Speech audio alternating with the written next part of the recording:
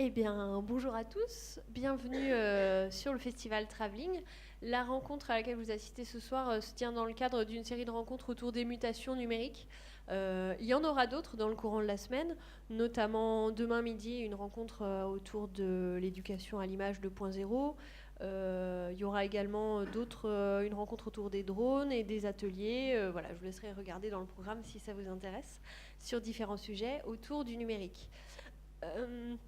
Donc ce soir, nous allons discuter ensemble du cinéma et du domaine public. Pour quelle création ? Cette rencontre fait suite un petit peu en fait à une rencontre qui avait eu lieu sur Travelling l'année dernière autour du Mashup, où on s'était questionné effectivement sur les possibilités de ressources qui s'offraient aux créateurs pour réaliser des films à partir de contenus existants. Alors, pour vous parler de tout ça, j'ai l'honneur d'être avec trois intervenants que je vais vous présenter tout de suite. Mais tout d'abord, je voulais vous dire que pendant la durée de cette table ronde, il ne faudra surtout pas hésiter à poser des questions dès qu'elles vous viennent vraiment dans le flux de la conversation, de même que s'il y a quelque chose dont on parle ou un mot qu'on utilise qui ne vous semble pas clair, pas forcément très bien expliqué, il ne faut surtout pas hésiter à me faire signe et puis je vous laisserai prendre la parole et on pourra vous donner plus d'explications. Donc moi je m'appelle Léa Lacroix et autour de la table avec moi il y a Julien Lamy qui est réalisateur de films et de mashup qui utilise notamment des contenus dans le domaine public. Lorraine Attia qui est avocate en propriété intellectuelle au sein du cabinet Pierrat à Paris. Et Pierre-Carl Langlais qui est docteur en information communication et membre du collectif Savoir commun. Et je vais les laisser se présenter plus en détail.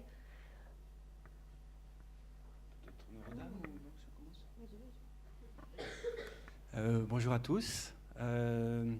Donc moi je préfère me définir comme cinéaste plutôt que réalisateur. Mais voilà, je suis réalisateur, mais il y a une idée d'indépendance et une idée de faire un petit peu ce que j'ai envie de faire. J'ai commencé par alors je ne vais pas vous raconter toute ma vie et toute ma filmographie, je vais passer très vite sur les 15 premières années, mais en gros j'ai fait du documentaire de création, de la fiction, de l'expérimental. Et on en vient à ce dont on va parler aujourd'hui. L'archive, en fait, a complètement bouffé mon travail petit à petit. C'est imposé à moi sans que je le veuille. Au début, c'était de l'archive familiale, donc j'empruntais des images qui étaient à mon père, donc bon, ça va, je pouvais négocier avec lui. Après, j'ai emprunté des images de famille, de gens petit à petit, plus éloignés, après des gens que je ne connaissais absolument pas, que je récupérais dans des cinémathèques à travers l'Europe. Donc j'ai travaillé l'archive d'abord. Il faut que ce soit court, hein, c'est ça au tout début. Ouais. J'ai travaillé l'archive et puis après, petit à petit, j'ai fait des films avec uniquement des images qui n'étaient pas de moi, voilà, qui étaient des autres. Et je me suis rendu compte qu'emprunter les images filmées par les autres me permettait d'être plus personnel et de plus finalement de mieux m'exprimer qu'avec mes propres images. Il y a un petit côté aussi. En fait, on est complètement aujourd'hui. Je pense que je vous apprends rien en vous disant qu'on est complètement immergé dans les images, qu'on en mange tous les jours, qu'on en voit tous les jours.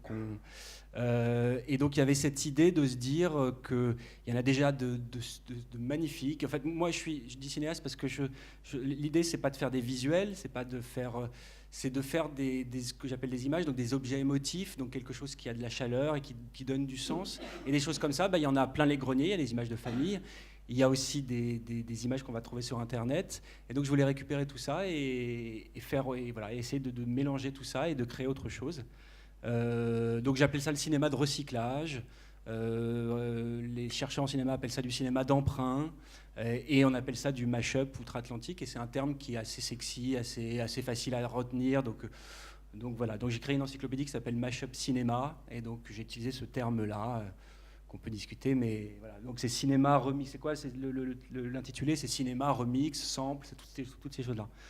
Voilà, c'est bon, je pense que j'ai dit à peu près tout. Je passe là-bas. Ça marche ? Ouais. Bonsoir à tous, moi donc, je m'appelle Lorraine Attia, je suis donc avocate dans un cabinet qui est spécialisé en propriété intellectuelle. Donc bon, un peu moins glamour que Julien, mais donc j'interviens dans énormément de dossiers en droit d'auteur, Nous, dans le cabinet, on travaille sur beaucoup de thématiques en édition littéraire, aussi en audiovisuel et cinéma.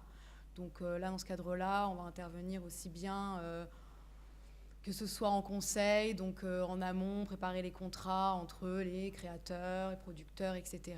Ou ensuite, en cas de contentieux, pour différents types de thématiques. Mais bon, je ne vais pas rentrer dans les détails parce que c'est pas aussi fun que la création en tant que telle. Donc je te laisse la parole. Bonjour à tous, donc moi je suis Pierre-Carl Langlais, mais je suis aussi Alexander Doria sur Wikipédia, où je suis depuis 10 ans, où j'ai rencontré notamment Léa sous un autre pseudonyme. Et c'était un peu ma grande éducation finalement au domaine public, aux licences libres, à tous ces nouveaux enjeux qui se posent finalement de manière un peu alternative d'un point intellectuel.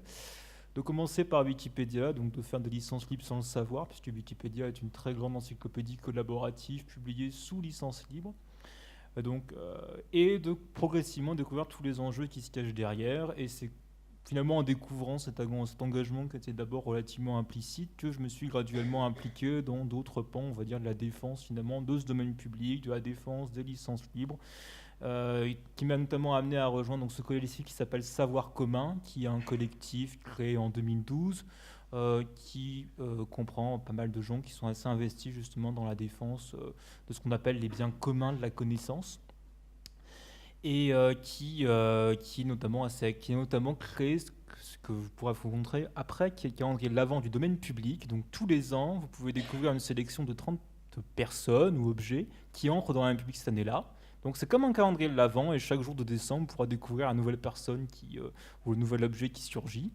Et c'est moi qui ai coordonné la dernière édition, donc je pourrais également vous en parler. Et pour faire un peu de teasing, je pourrais également vous dire qu'il n'y a pas un seul film dans la dernière édition, et ça pourrait être aussi un peu le point de départ finalement que je voulais vous dire. Sinon, pour le reste, moi, mon activité est plutôt orientée sur l'accès aux publications scientifiques, sur ce qu'on appelle le libre accès en recherche, et avec notamment le fait que les licences libres sont de plus en plus majoritairement utilisées par les chercheurs pour publier des recherches, et je pense y compris sur le cinéma. Donc, il doit y avoir actuellement pas mal d'articles qui sont librement disponibles sur l'étude du cinéma.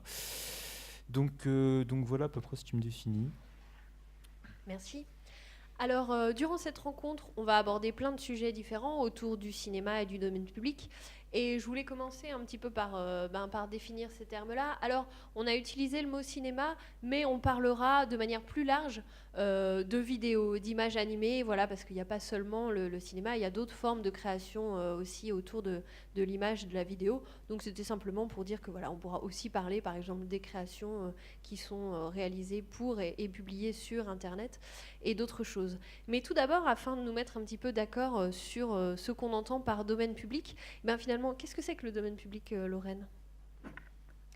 Alors, le domaine public n'est pas une notion juridiquement définie, en tout cas dans le Code de la propriété intellectuelle, mais c'est l'idée de biens communs qui ne peuvent pas être appropriés. Et en réalité, en droit français, on ne peut pas volontairement décider de mettre son œuvre dans le domaine public. Après, on en parlera plus tard, mais il y a la possibilité de les mettre sous licence libre, mais ce n'est pas tout à fait la même notion. Et en réalité, le domaine public, le domaine public en tant que tel, il y a deux types de notions. Soit ce sont pour tout ce qui n'est pas susceptible d'être protégé, donc c'est toutes les idées, les concepts, les informations. Et concernant les œuvres, donc un film, un livre, une musique, etc., qui elles sont protégées au titre du droit d'auteur, ces œuvres-là vont tomber dans le domaine public à partir d'un certain moment. Mais juste avant d'entrer dans cette idée de domaine public, afin que ce soit clair pour tout le monde, parce que je ne sais pas quelles sont vos notions en droit d'auteur, je voudrais refaire un léger point justement sur cette notion-là. Et donc pour vous indiquer qu'en France, une œuvre n'a pas besoin d'être déposée pour être protégée. Une œuvre est protégée du seul fait de sa création. Et en réalité, on entend par œuvre au sens juridique, qu'on soit clair, ça a été défini par les juges, une œuvre originale, c'est-à-dire qui a l'empreinte de la personnalité de l'auteur. Donc peu importe le style, le mérite, le genre, savoir si c'est nouveau, si ça a déjà été fait, etc. L'intérêt, c'est de déterminer si ça reflète la personnalité de son auteur. Donc à partir de ce moment-là, l'œuvre est protégée du seul fait de sa création. Lorsqu'on détient des droits d'auteur sur une œuvre, il faut distinguer les droits patrimoniaux. Donc ce sont en fait finalement les droits matériels qu'on détient sur son œuvre. Et c'est donc le droit de reproduire l'œuvre et de la représenter au public. Donc c'est finalement ça qui va générer des redevances, une rémunération pour les créateurs. Et à côté de cela, il y a le droit moral qui est composé du droit au respect au nom de l'auteur, du droit au respect de l'esprit de l'œuvre, donc là c'est une notion plus subjective, et le droit au respect à l'intégrité de l'œuvre, c'est-à-dire qu'on ne peut pas la modifier à sa guise sans l'accord de l'auteur. Et ça en revanche, le droit moral dure toujours. À aucun moment, le droit moral ne tombe dans le domaine public. Donc finalement, ce n'est que le droit patrimonial qui va tomber dans le domaine public. Et en droit français, comme de manière générale en droit de l'UE pour la grande majorité des pays, c'est, donc la règle de base, c'est 70 ans après la mort de l'auteur. Donc bon, en effet, 70 ans après la mort de l'auteur, c'est quand même assez long, donc on en viendra, mais c'est vrai que du coup, il n'y a pas tant d'œuvres que ça qui sont tombées dans le domaine public. Et après, selon donc, ce qui peut vous intéresser pour les œuvres audiovisuelles, donc quand je dis audiovisuel, c'est long métrage, court métrage, audiovisuel, télé, etc. Comme c'est une œuvre de collaboration où il y a plusieurs auteurs qui interviennent, que ce soit l'auteur du scénario, du texte parlé, de la composition musicale et réalisateur, notamment, c'est au décès du dernier collaborateur. Donc on en parlera, mais ça peut en effet poser certaines difficultés pour savoir si un film est tombé dans le domaine public ou pas. Et après, est-ce que j'enchaîne tout de suite sur les distinctions avec les règles étrangères On aura l'occasion d'en reparler plus tard. Simplement, tu avais mentionné aussi la notion de domaine public informationnel. Ça, je pensais qu'on allait peut-être en discuter tout à l'heure, mais en effet, c'est intéressant de le souligner tout de suite.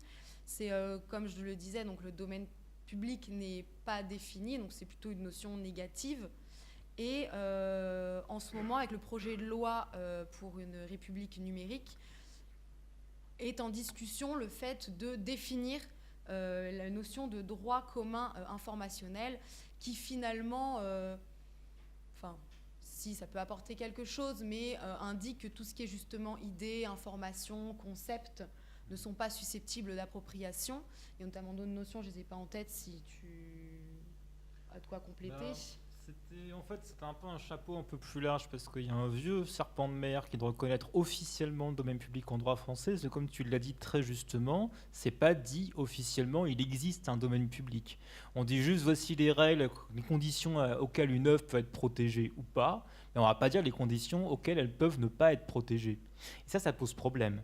Parce que potentiellement, il n'y a rien qui empêche finalement, sauf à aller devant un juge et qui est jurisprudence, etc., de revendiquer potentiellement des droits qui sont en réalité nuls. C'est ce qu'on appelle le copie-fraude. Donc c'est exactement l'inverse du piratage. C'est pas vous enfreignez des droits sur une œuvre, mais c'est vous rajouter des droits qui n'existent pas. Et qui n'est absolument pas récriminé en droit français. Donc tout ce que vous risquez si vous faites du copie-fraude, donc il y en a plein qui le font, y compris institutions publiques. Donc par exemple, allez sur le site de la Réunion des musées nationaux et vous verrez des beaux copyrights sur les peintures du 19e siècle dont les auteurs sont morts depuis des lustres.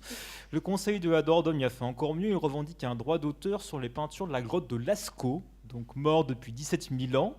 On ne connaît pas vraiment les héritiers, mais toujours est-il qu'il y a des revendications qui se font. Et donc, tous ces copies-fraudes-là, qui sont également aussi revendiquées en cinéma pour le cas des restaurations d'œuvres, il y a eu des histoires comme ça, où justement, ils revendiquaient du fait de la restauration un droit, alors qu'a priori, en France, on ne reconnaît qu'un droit à l'originalité, et quand on fait une restauration, par définition, on tente de revenir à ce qu'était l'œuvre originale, mais on ne crée pas une originalité supplémentaire. Donc c'est tout ça qui pose potentiellement problème et qui fait qu'il y a un enjeu finalement à définir positivement le domaine public dans un premier temps et dans un deuxième temps potentiellement à créer des restrictions sur le fait d'enfreindre le domaine public. Et donc, ce qui s'est passé est très bizarre à l'Assemblée récemment, c'est-à-dire qu'il y avait un premier article qui disait simplement « le domaine public, c'est ceci », donc qui faisait une sorte de contre au droit à la propriété intellectuelle en disant « dans le domaine public, vous trouvez donc les idées, les informations, les concepts », les photos aussi qui n'ont aucune réalité. Donc si je fais une photo de la salle ici avec un angle absolument bidon et sans aucune prétention, ce ne sera probablement pas une photo originale. Et puis également en deuxième temps, toutes les œuvres qui tombent dans le domaine public. Et puis troisièmement aussi, et là on en vient à la question de la licence libre, il reconnaissait aussi un droit au domaine public volontaire, donc le droit potentiellement de déposer dans le domaine public. Et donc, bizarrement, cette partie-là a été éjectée à l'Assemblée, mais ils ont reconnu l'autre partie, ce qui est assez étrange jusqu'ici, en tout cas, il faudra voir la discussion ensuite au Sénat, mais le droit à une association potentiellement de se porter en faux contre une infraction au domaine public. Donc, c'est assez curieux parce que le domaine public n'est jamais vraiment défini, mais il y a ce droit en quelque sorte anti-copie-fraude qui permet potentiellement à une association de dire, que ce soit à la réunion des musées nationaux, que ce soit à un studio qui a fait de la restauration et qui revendique un droit d'auteur dessus, non, il n'y a pas de droit d'auteur possible. Parce qu'actuellement, on peut faire qu'à l'inverse. C'est aussi le problème qu'on voit bien par exemple avec une récente affaire comme l'affaire Anne Frank, c'est que seule la personne qui est victime, qui possède le droit, peut intenter actuellement un procès. Donc vous ne pouvez pas intenter un procès à la réunion des musées nationaux en disant vous n'avez pas revendiqué ça.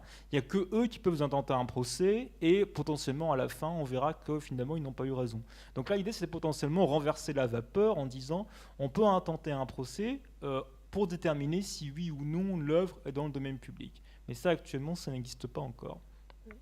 On pourra reparler dans les détails par la suite effectivement des différentes exceptions ou des cadres légaux qui existent autour du domaine public.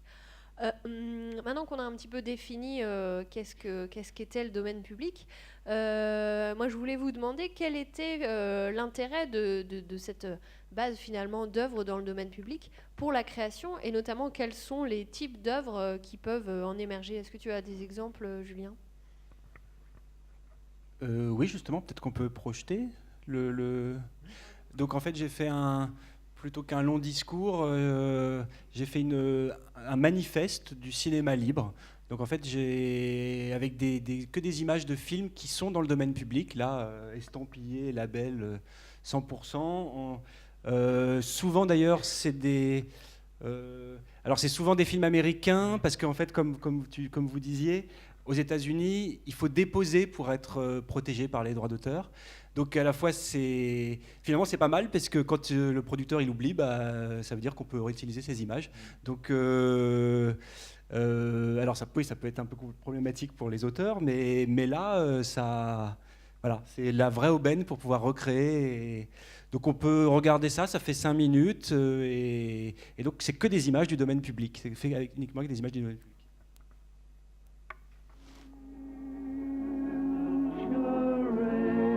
Aujourd'hui, je ne suis plus seul et je me sens épanoui. Mais cela n'a pas toujours été le cas. Je naquis au XXe siècle, en l'an de grâce 1951, sous les traits de Fred Astaire et Jane Powell. Je me prénomme Mariage Royal. De nombreuses personnes se sont penchées sur mon berceau. Cependant, je suis né de la volonté première d'un être, Stanley Donen. Il a eu de nombreux enfants de pellicule, dont Charade, mon frère cadet. Notre histoire, nous la partageons avec 2 cousins éloignés, connus sous le sobriquet de Meet John Doe et Night of the Living Dead.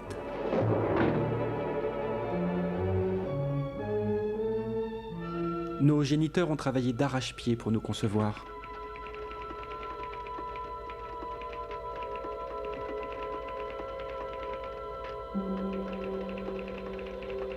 Nous leur devons beaucoup. Il ne faut pas croire que tous nos créateurs roulaient sur l'or au début. Mais ensemble, nous avons connu le succès.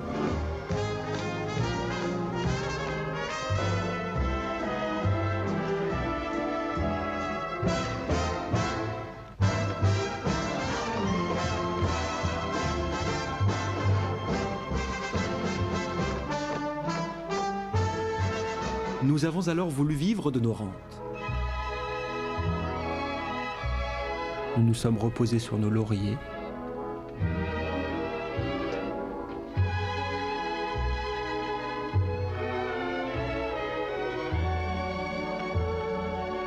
Nous nous sommes enterrés vivants.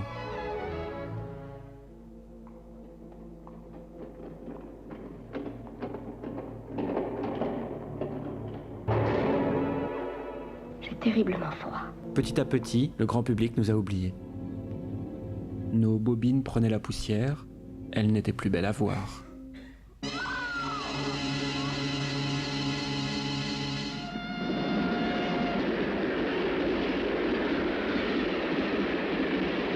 Et puis nous sommes tombés dans le domaine public.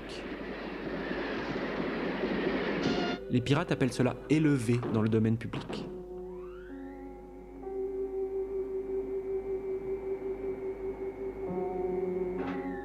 Tout à coup, nous étions à la merci de tous les mash-uppers sans foi ni loi.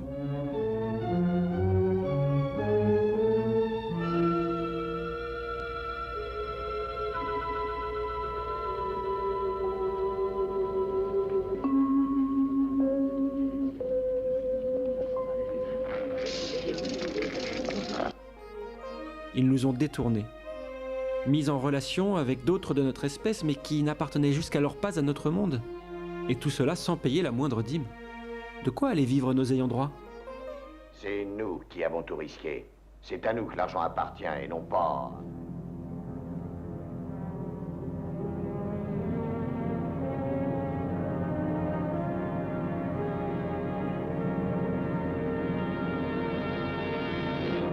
Ce qui devait arriver arriva. Voilà ce que les pirates mash-uppers remixeurs ont fait de nous.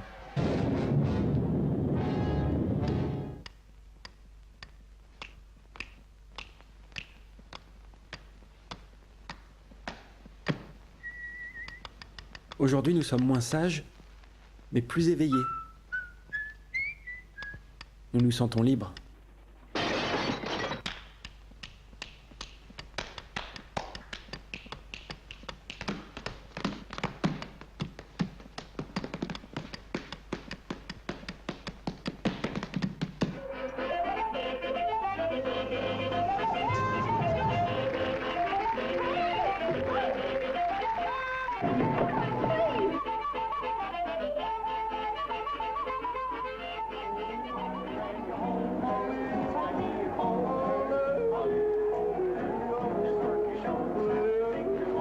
Ça a quand même du bon, le domaine public, non ?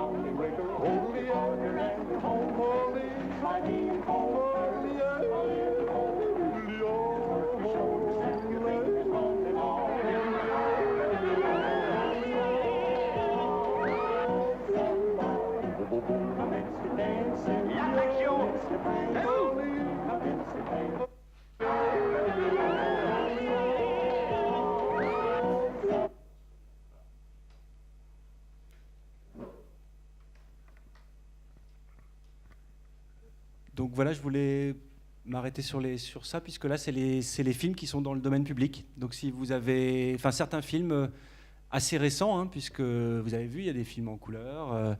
Et ça, c'est des défauts de dépôt de droit des producteurs. Voilà. Pour la petite anecdote, La Nuit des Morts Vivants de Romero, il a été élevé dans le domaine public, puisque... Alors si vous voulez être militant, vous dites élevé. Si vous êtes un peu contre, vous dites tomber, enfin, ou si vous... Voilà, et si vous voulez être un peu plus neutre, vous dites entrer dans le domaine public. Voilà. Et donc, La Nuit des Morts Vivants, si je me trompe, hein, je parle sous vote, je crois que dès le lendemain de la sortie en salle, il était dans le domaine public, en fait. Je crois que tout de suite, il a été dans le domaine public. Voilà. Et d'ailleurs, c'est ce qui, selon la légende, veut que ce film... Alors, certains considèrent que c'est le pionnier du film de zombies, de film... voilà... moderne, mais d'autres disent que ce film n'aurait pas été aussi connu si justement il n'y avait pas eu cette histoire-là et si des gens ne l'avaient pas repris, remixé, mélangé. Est-ce que je continue ou est-ce que vous voulez parler un petit peu? Donc finalement, l'intérêt de cet ensemble de documents dans le domaine public, et ça peut être aussi voilà, de favoriser, de proposer de nouvelles formes de création et également de mettre en valeur finalement ces films-là, comme tu disais pour La Nuit des Morts Vivants. Donc là, on a vu une œuvre qui était finalement quasiment intégralement composée d'images d'un film dans le domaine public, mais il existe aussi des remixes, des mashups qui sont mixtes, c'est-à-dire dans lesquels on inclut des morceaux d'images issus du domaine public, mais pas que. Donc je montre quelque chose dans ce goût-là. Ouais. Alors est-ce qu'on peut peut-être regarder pour changer un peu. Si on va regarder le début de Moonlight Serenade. Alors là, vous allez voir, d'ailleurs ça peut être un petit jeu, savoir lesquels d'après vous sont dans le domaine public, lesquels ne le sont absolument pas, lesquels où je suis hors la loi, où je suis dans les clous. Donc là, c'est un mélange d'images de domaine public et d'images qui ne le sont pas. Je vais vous montrer le début, parce que c'est un film qui fait 15 minutes, donc...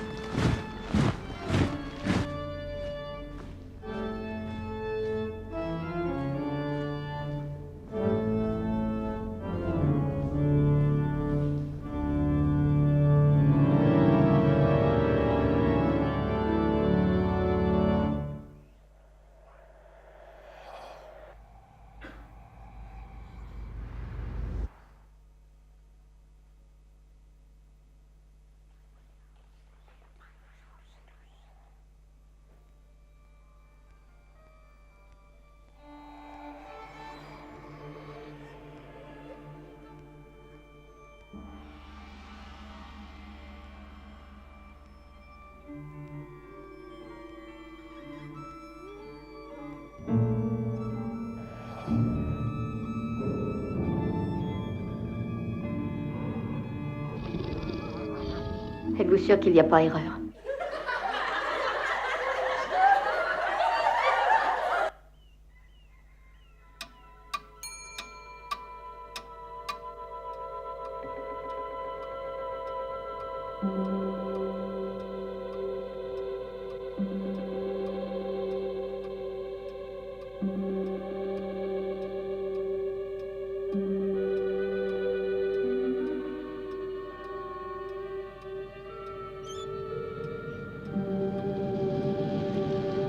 Pourquoi n'avez-vous pas une femme avec vous, avec vous, avec vous?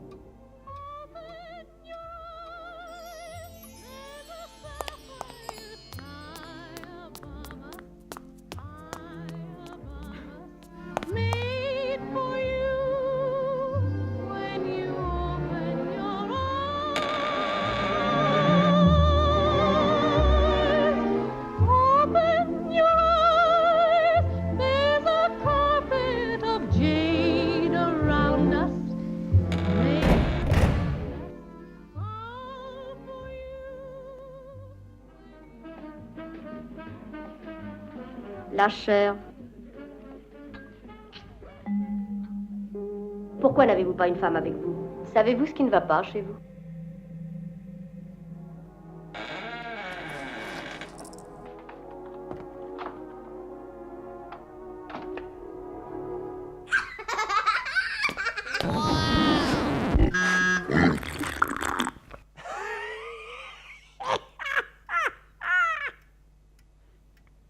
On peut aller beaucoup plus loin pour aller dans un petit moment à la fin, donc à 10 minutes.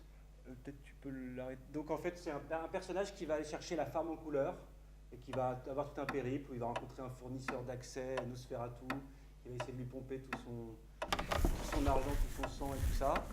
Et il va rencontrer des pirates, tout ça, et à 10, ouais, tout ça, voilà. Et là, la femme, après, elle... Ah oui. Et donc ça, c'est la fin. Vous, là?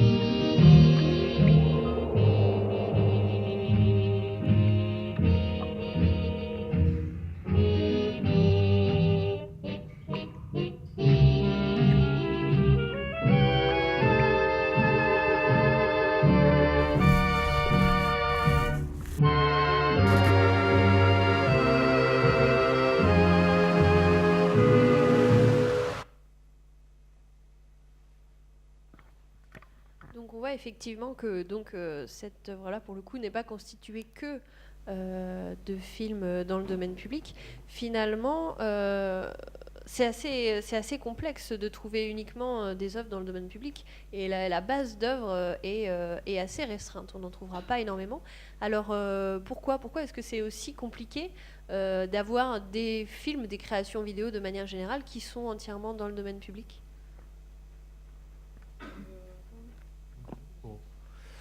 Je vais répondre comme ça, je vais vous lever un peu le teasing que je vous avais fait juste avant. Pourquoi est-ce qu'on n'a pas d'œuvres de cinéma dans le calendrier de l'avant du domaine public de savoir commun? Donc je sais pas si tu peux montrer éventuellement l'édition de cette année.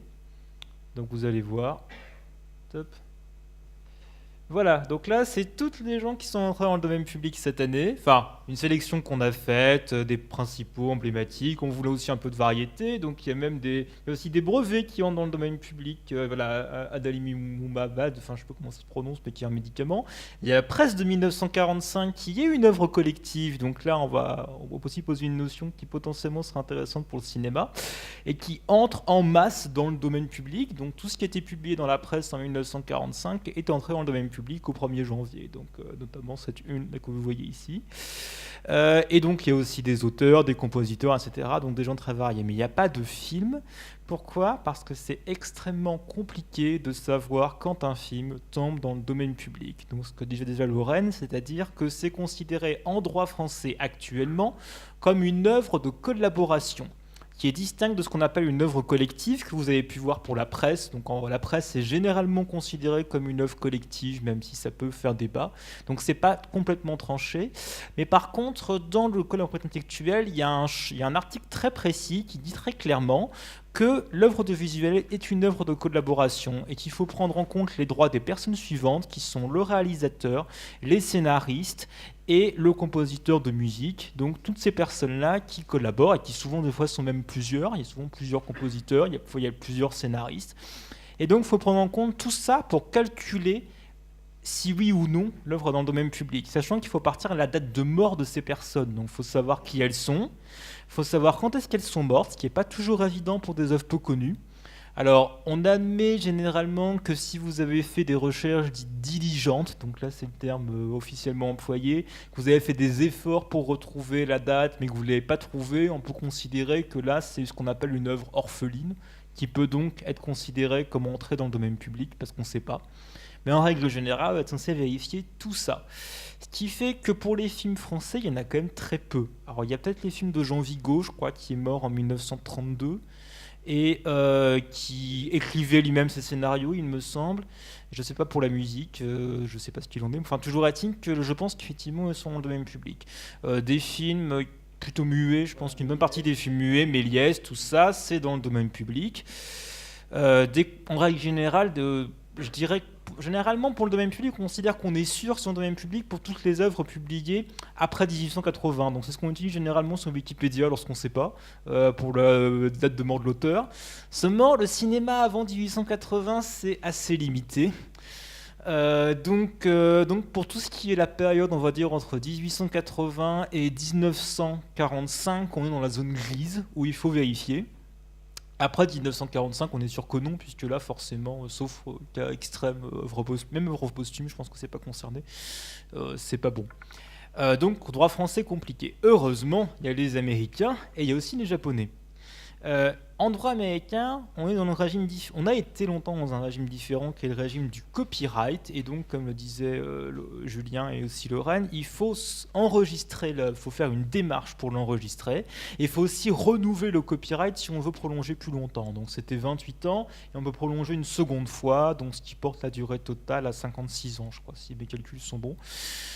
Seulement, il fallait faire la démarche. Et donc, évidemment, tous les studios ne l'ont pas fait, parce que des fois les studios disparaissent, ou il n'y a plus personne pour faire la compta, donc c'est pas fait. Pour la plupart des films de série B, généralement ça n'a pas été fait. Donc ce qui fait par exemple que les films de Ed Wood, qui est considéré comme le pire cinéaste de tous les temps, donc il y a Plan 9 from Outer Space, qui est dans le domaine public. Généralement, la plupart des films de série B américains sont dans le domaine public. Et l'avantage, c'est que c'est relativement simple de vérifier, puisqu'il s'agit de vérifier si oui ou non c'est le renouvellement du copyright, s'il y a eu copyright ou pas, et s'il a été renouvelé ou pas. Donc ça, c'est plus simple. C'est la même chose au Japon, où toutes les œuvres jusqu'en 1972 étaient dans le régime du copyright, ce qui fait que toutes les œuvres japonaises publiées avant 1965 sont entrées dans le domaine public, parce que le copyright ne pouvait pas excéder 50 ans.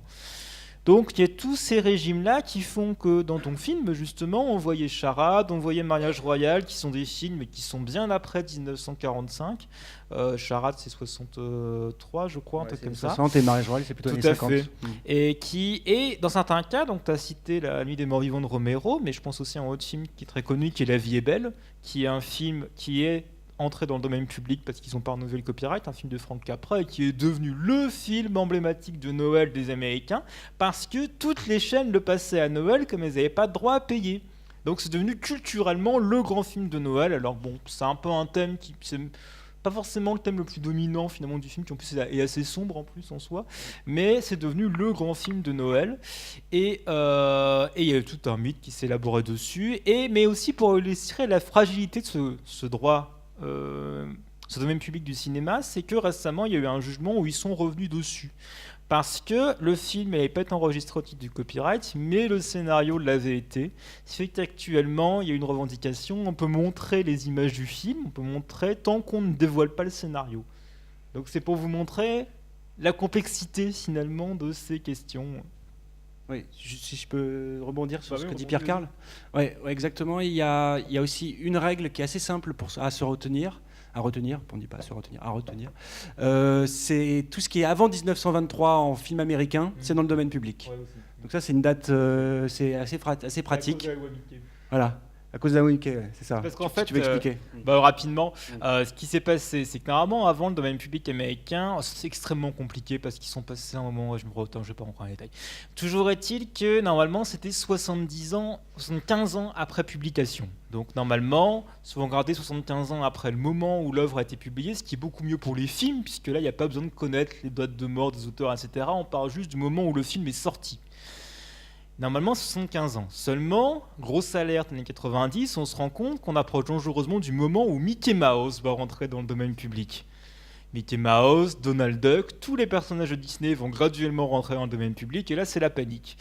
Donc, ce qui se passe, c'est qu'ils font un lobbying d'enfer auprès du Sénat américain pour rallonger le domaine public. Donc, ils ont eu un rap de 20 ans. Ce qui fait que depuis 20 ans, le domaine public américain est resté coincé à 1923. Donc tout ce qui est avant 1923 est dans le domaine public sûr. Ce qui est après, il faut regarder les dates d'enregistrement et c'est plus ou moins bon. Et donc voilà. Mais ce qui est intéressant, c'est pour rebondir aussi là-dessus, c'est que cette rallonge qui a été accordée a eu pour effet de créer ce qu'on appelle les Creative Commons. Donc c'est directement à la suite de ça qu'il y a un avocat qui s'appelait Lawrence Lessig, qui était américain et qui était très ambitieux. Donc il lance un procès contre le gouvernement américain qui était réglé à la Cour suprême pour juger qu'il n'avait pas le droit de rallonger le domaine public. Il le perd, mais pour honorer son client, il lui promet qu'il va créer un système alternatif de domaine public volontaire en quelque sorte qui s'appelle les Creative Commons, qui sont donc une sorte des contrats, on pourrait dire, où l'auteur dit qu'il accepte de distribuer son œuvre à certaines conditions. Et c'est comme ça qu'il y a plein d'œuvres aujourd'hui qui sont légalement réutilisables, y compris pour des mash-ups, alors qu'elles sont récentes, parce que les auteurs ont dit officiellement « je veux que mes œuvres soient réutilisables à des conditions relativement simples et je les dépose sous ce régime ». Et des fois, ils se proclament des communistes. Pas des communistes, mais des communistes. Voilà, ils aiment bien s'appeler comme ça. Voilà, donc c'était juste pour ça. Peut-être je t'ai coupé ou... Non, pas du tout. Non, mais tu peux Ouais. envoyer à la limite dessus. Je sais pas si tu avais un exemple. Justement, pour les mash-ups, l'utilisation d'œuvres sous licence libre, je pense que ça a quand même créé toute une culture du partage là-dessus. Je pourrais montrer, peux- je pourrais montrer quelque chose. Mais là, je crois qu'il y a une question.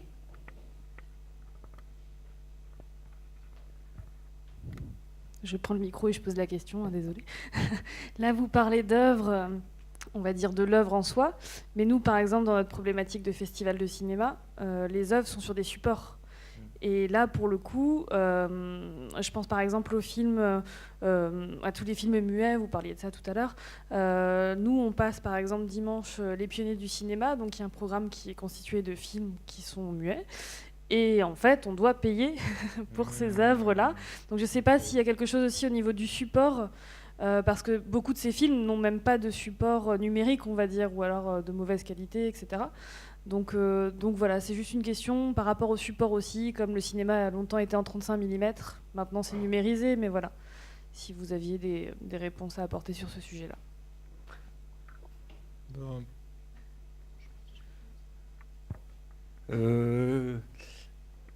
Mais en fait, ce que vous payez, c'est le fait de le mettre d'avoir la copie, ou c'est aussi des droits pour pouvoir projeter C'est la diffusion. Il y a peut-être une restauration, non? C'est pas. Parce que c'est à qui que vous ça payez dépend de quoi tu parles. Si c'est effectivement juste à location de l'objet, là c'est un peu comme une œuvre d'art pictural, j'ai envie de dire. C'est-à-dire que tu peux. Voilà, il y a un peu une dissociation à faire. Après, ça dépend en fait quel est le type de contrat. Après, si par contre ils considèrent qu'ils ont des droits d'auteur sur cette œuvre et qu'ils vous accordent le droit de la diffuser, là ça pose problème. Et on est dans une configuration que j'avais dit au début qui est le copie fraude, pour le coup. Et La Gaumont a fait pas mal de choses à Ouais, ce niveau-là. je m'étonne C'est pas. approprié des images, Tout à fait. des droits d'auteur parce qu'ils avaient les copies Ouais. ces choses-là, alors qu'en fait, Ça, ils ça n'en ont tient pas les pas. droits. Ça tient pas. Oui, parce que c'est vrai que dans ces cas-là, il faut toujours bien dissocier le droit matériel sur le support et le droit de propriété intellectuelle sur l'œuvre. Donc après, si donc cette œuvre n'est pas tombée dans le domaine public, c'est ça? Là, je pense que si. Si, celle-ci, d'accord. C'est les pionniers du Oui. cinéma, C'est donc les a pionniers du priori. cinéma. Donc, Ouais. s'ils détiennent juste le support et qu'ils vous le prêtent, ça va être uniquement sur le support en tant que tel, mais sûrement pas sur les droits d'auteur. Ouais. Oui, voilà, mais après, ça, c'est une location d'un objet lambda, finalement.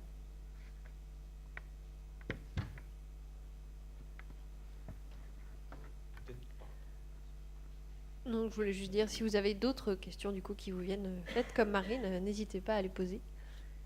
Tu voulais Non, Ah oui.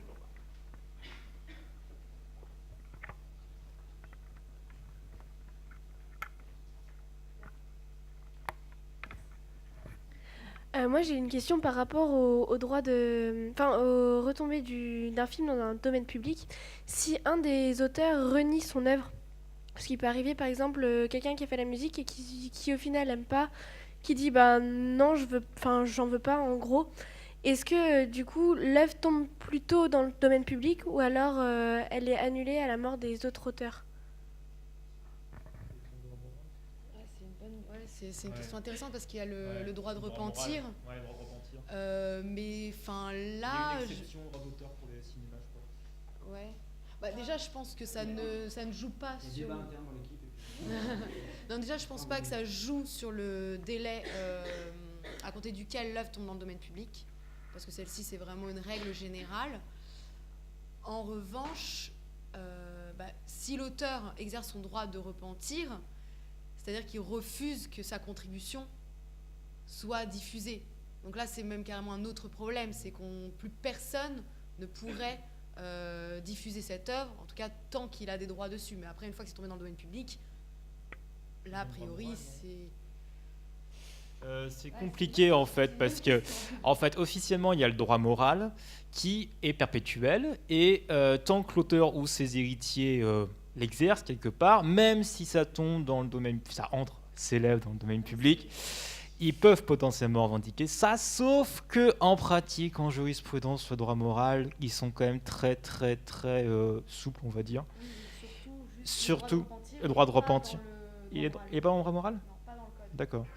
Et je crois qu'en tout cas, il y a une exception en tout cas pour les œuvres de cinématographie. En tout cas, on ne peut pas s'opposer à l'intégration jusqu'à la fin du film. Je crois qu'il y a un article spécial dans le code là-dessus. Il y a eu de la jurisprudence, en tout cas sur Fantomas, je crois, où un des auteurs voulait pas que ce soit finalement dans le film, mais comme ils avaient déjà signé un contrat, il était déjà lié en fait, et le droit de repentir s'était pas appliqué. Mais bon, c'est le problème de la spécificité du droit moral à la française. On ne sait jamais trop dans quelle mesure, enfin, ou du droit de repentir en l'occurrence, on ne sait jamais trop jusqu'où l'appliquer, ouais.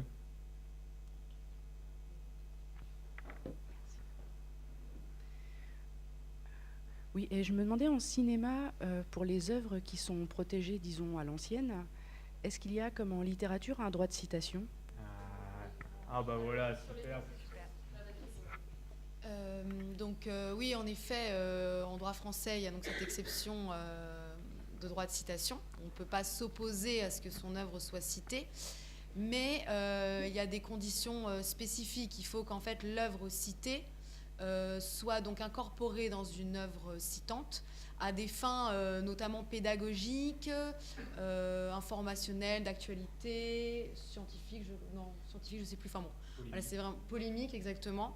Et donc en soi, selon la loi, n'importe quelle œuvre pourrait être citée tant que ça respecte bien ces objectifs-là. Néanmoins, la jurisprudence, donc toutes les décisions rendues par les juges dans ce domaine sont très restrictives, et la jurisprudence a tendance à considérer que finalement seules les œuvres écrites, soit littéraires, scientifiques ou autres, peuvent être citées, et qu'une œuvre musicale, audiovisuelle, graphique ou plastique ne peut pas être citée. Bon, il y a une décision récente de la Cour de justice de l'Union européenne qui peut changer la donne. On verra si en droit français ça s'appliquera. Mais pour l'instant, c'est vrai que les œuvres audiovisuelles, les juges français ont du mal à considérer qu'elles puissent être citées. Je ne sais pas si ça répond à votre question. Il y a plein d'autres exceptions dans le droit français. Est-ce qu'on peut simplement citer quelques-unes Oui, notamment des exceptions qui pourraient être utiles justement pour le mash-up, mais où on voit justement les limites. Donc là, on vient de parler du droit de citation qui connaît des limites dans son objet et dans le type d'œuvre en question. Et il y a également une exception qui pourrait être intéressante pour le mash-up, c'est l'exception de parodie, où là, finalement, les critères sont assez larges, puisqu'il est indiqué de mémoire, donc droit de parodie, caricature, pastiche, dans le respect des lois du genre. Bon. Loi du genre, ce n'est pas du tout défini par le droit français, mais c'est volontaire, et les juges ont tendance à considérer que le critère, c'est l'humour. Donc, partant de là, c'est assez large. Et l'avantage, c'est que le droit à l'humour, c'est un corollaire très, très, très important de la liberté d'expression. Donc, si vous faites une œuvre mash-up, vraiment à caractère humoristique, où vous caricaturez des œuvres existantes, vous aurez sûrement la chance de passer un petit peu entre les mailles du filet, parce que justement, ça va tomber sous le coup de l'exception de parodie. Donc ça peut être aussi une exception intéressante. Il y a aussi une autre exception qui peut être intéressante, bon là, qui est vraiment spécifique. C'est, alors je me souviens plus exactement des termes, mais ça va être toutes les, par exemple, tout ce qui va être lié justement à la recherche ou dans le cadre universitaire. Voilà, l'exception pédagogique. Merci, je cherche.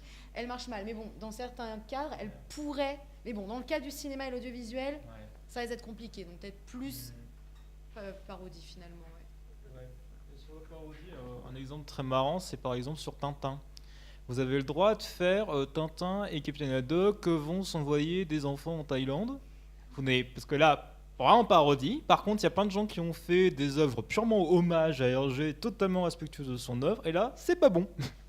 Donc c'est assez paradoxal des fois. Paradoxalement, plus vous êtes irrévérencieux à l'égard de l'œuvre, plus vous avez de droit en réalité. Moins tu respectes le droit moral. Moins tu respectes le droit moral, plus il y a une prime à l'immoralité, quoi. Sur la question d'exception pédagogique, c'est important par contre, c'est qu'en France ça marche très mal parce qu'il y a 100 000 critères à remplir, il faut que vous ayez sûr que ce soit bien à fin pédagogique dans une classe, il faut quand même souvent qu'on fasse quand même des droits, donc ça marche très mal. Par contre, aux États-Unis, il y a ce qu'on appelle le fair use, que l'usage juste. Et là, qui est un principe très important du droit d'auteur américain et de rééquilibrage en faveur des usages du public. Donc c'est un principe qui est relativement flou, on va dire. Même des grandes firmes comme Google des fois arrivent à le revendiquer, mais généralement ce qu'il sous-tend, c'est un usage plutôt non commercial, donc qui n'a pas visé lucratif de l'œuvre, mais qui est vraiment plutôt dans une sorte d'usage, on va dire, civil de l'œuvre, et qui est très important aux États-Unis et qui explique une chose très simple, c'est que vous verrez, regardez un article sur un jeu vidéo sur la Wikipédia en français, vous verrez quasiment aucune image. Regardez le même article sur la Wikipédia en anglais, il y aura plein d'images parce qu'elles peuvent revendiquer le droit de fair use qui n'existe pas en droit français. Et je pense que c'est un droit. Alors Julien, tu pourras peut-être me dire ça justement. Je ne sais pas dans quelle mesure les mash-uppers américains et tout ça, ils sont plus confortables justement peut-être que toi parce qu'ils peuvent utiliser ce droit potentiellement et se revendiquer du fair use, enfin, tant qu'ils n'en font pas une activité commerciale rémunérée. Oui, je pense que si j'étais américain, je pourrais faire plus de choses, pour le coup. Mais en fait, on se rend compte que il y a beaucoup de mash-uppers français. En fait, il y a une sorte de... Ouais, pourtant, on est un peu plus bridé par la loi, par le cadre juridique. Mais en fait, je pense que c'est parce que... Alors, oui, en fait, il faudrait que je réponde d'abord à ta question avant de délirer autre part. Mais en effet, le fair use serait quelque chose qui pourrait nous sauver, nous intéresser. C'est le fair use, en fait, c'est le droit à la contestation, comme vous disiez, madame. Le droit à la contestation, enfin une extension de l'exception du droit à la contestation nous permettrait toutes les possibilités de recréation. Et ce fameux fair use, à mon avis, serait très utile. Voilà. Mais il y a aussi, je pense, des côtés négatifs au droit d'auteur américain. C'est vrai que peut-être qu'il est un peu plus lâche sur le droit moral, je sais pas, ou sur le... Peut-être qu'il est un peu plus... Non, il est pas plus... En même temps, ils sont assez pudibons, Longtemps, il n'y a eu aucun droit moral aux États-Unis. Et même aujourd'hui, je sais pas s'il y en a beaucoup non plus. Enfin, c'est compliqué parce qu'ils étaient au régime du copyright pendant très longtemps. Ils ont fait une sorte de mini-transition, je sais pas dans quelle mesure. Ouais. Surtout pour les œuvres audiovisuelles, ça reste généralement le producteur qui détient tous les droits. Tout à fait. Alors qu'en France, c'est quand même l'auteur et ensuite il décide de céder ses droits au producteur pour qu'il exploite l'œuvre, etc. C'est vrai qu'aux États-Unis, ils ont une vision assez différente. Le droit est vraiment attaché à l'œuvre. Nous, ce sera attaché à la personne, à l'auteur. Et juste pour revenir sur le fair use, donc j'avais regardé la loi américaine qui a mis en place le fair use. C'est assez intéressant par rapport au droit français, c'est qu'ils mettent vraiment en avant la transformativité, on va dire, de l'œuvre. Et pour eux, comment dire, si au regard du contexte, du contenu de l'œuvre initiale, l'usage qui va en être fait va être loyal, fair, donc en général non commercial, etc. Mais surtout d'une manière, donc je cite, qui fasse progresser les arts ainsi que la promotion de la création d'une expression nouvelle et originale. Là, on va considérer que ça respecte la notion de fair use. Et je trouve que c'est très intéressant parce que ça met en avant justement les nouvelles manières de création. Et en droit français, comme tu le disais, nous, les exceptions, elles sont limitées. C'est dans un article du Code de la propriété intellectuelle, elles sont listées et on ne peut pas aller au-delà. Alors qu'aux États-Unis, c'est une notion plus générale avec des critères. Et du coup, par exemple, le mash-up ou ce qu'on peut appeler les œuvres transformatives de manière générale pourrait entrer dedans. Et d'ailleurs, juste parce que je trouve que c'est assez intéressant, le Conseil supérieur de la propriété artistique est souvent mandaté par le gouvernement pour rendre des rapports sur des thématiques de droit d'auteur, avait fait un rapport justement sur les œuvres transformatives pour savoir comment. Donc les œuvres transformatives, ça va être le mash-up, les remixes, les fanfictions et tout autre type d'œuvres qui sont créées à partir d'œuvres existantes finalement, pour pouvoir essayer de l'intégrer dans notre système juridique, parce que on se rend compte que la création, et notamment avec Internet, évolue beaucoup plus vite que le droit. Et en tout cas, à mon sens, ce serait assez intéressant de pouvoir repenser un petit peu nos exceptions et notre système pour pouvoir intégrer ces œuvres et faire en sorte que de nouvelles vidéos, de nouvelles créations émergent, tout en essayant de concilier les intérêts des uns des autres. Mais bon, ça, je pense que ça va prendre un peu de temps, mais ça arrivera. Pour l'instant, c'est un rapport, donc, mais c'est pas prévu de passer pour l'instant. C'est un rapport, en mais il n'y a commission. aucun projet de loi là-dessus. C'était à l'époque plutôt de Philippe Petit. C'est ça. Elle était assez pour ce genre de choses. Je ne sais pas ce qui viendra des prochains ministères, mais bon, affaire à suivre. D'accord, ça marche. Mais justement, en parlant de décisions qui sont en cours et de sujets d'actualité, on a aussi toute l'affaire autour de la liberté de panorama qui est passée tout récemment en commission culturelle notamment, puis à l'Assemblée nationale. Est-ce que tu peux nous raconter un peu cette histoire ? Ok, alors voilà. Pour vous dire clairement les choses, actuellement, l'espace public français, il est troué. C'est-à-dire que si vous voulez faire des photos de votre rue et vous voulez la publier dans votre blog, sur un bouquin, n'importe où, vous êtes censé systématiquement vérifier qui sont les architectes des bâtiments, voir s'ils sont assez morts ou pas. Et si jamais vous pouvez publier quand même votre photo, il faut bien entendu que vous masquiez les bâtiments concernés ou que vous alliez payer des droits à l'architecte ou qu'il vous accorde la possibilité de le faire. Personne ne fait ça, mais en pratique, c'est ce qui est recommandé. Parce que, de fait, les architectes ont un droit d'auteur en droit français. Alors, jusqu'où, c'est une bonne question, mais qui ne peut être tranchée que par de la jurisprudence. Donc, dans quelle mesure cet immeuble, là, dans la rue, est-ce qu'il est original ou pas?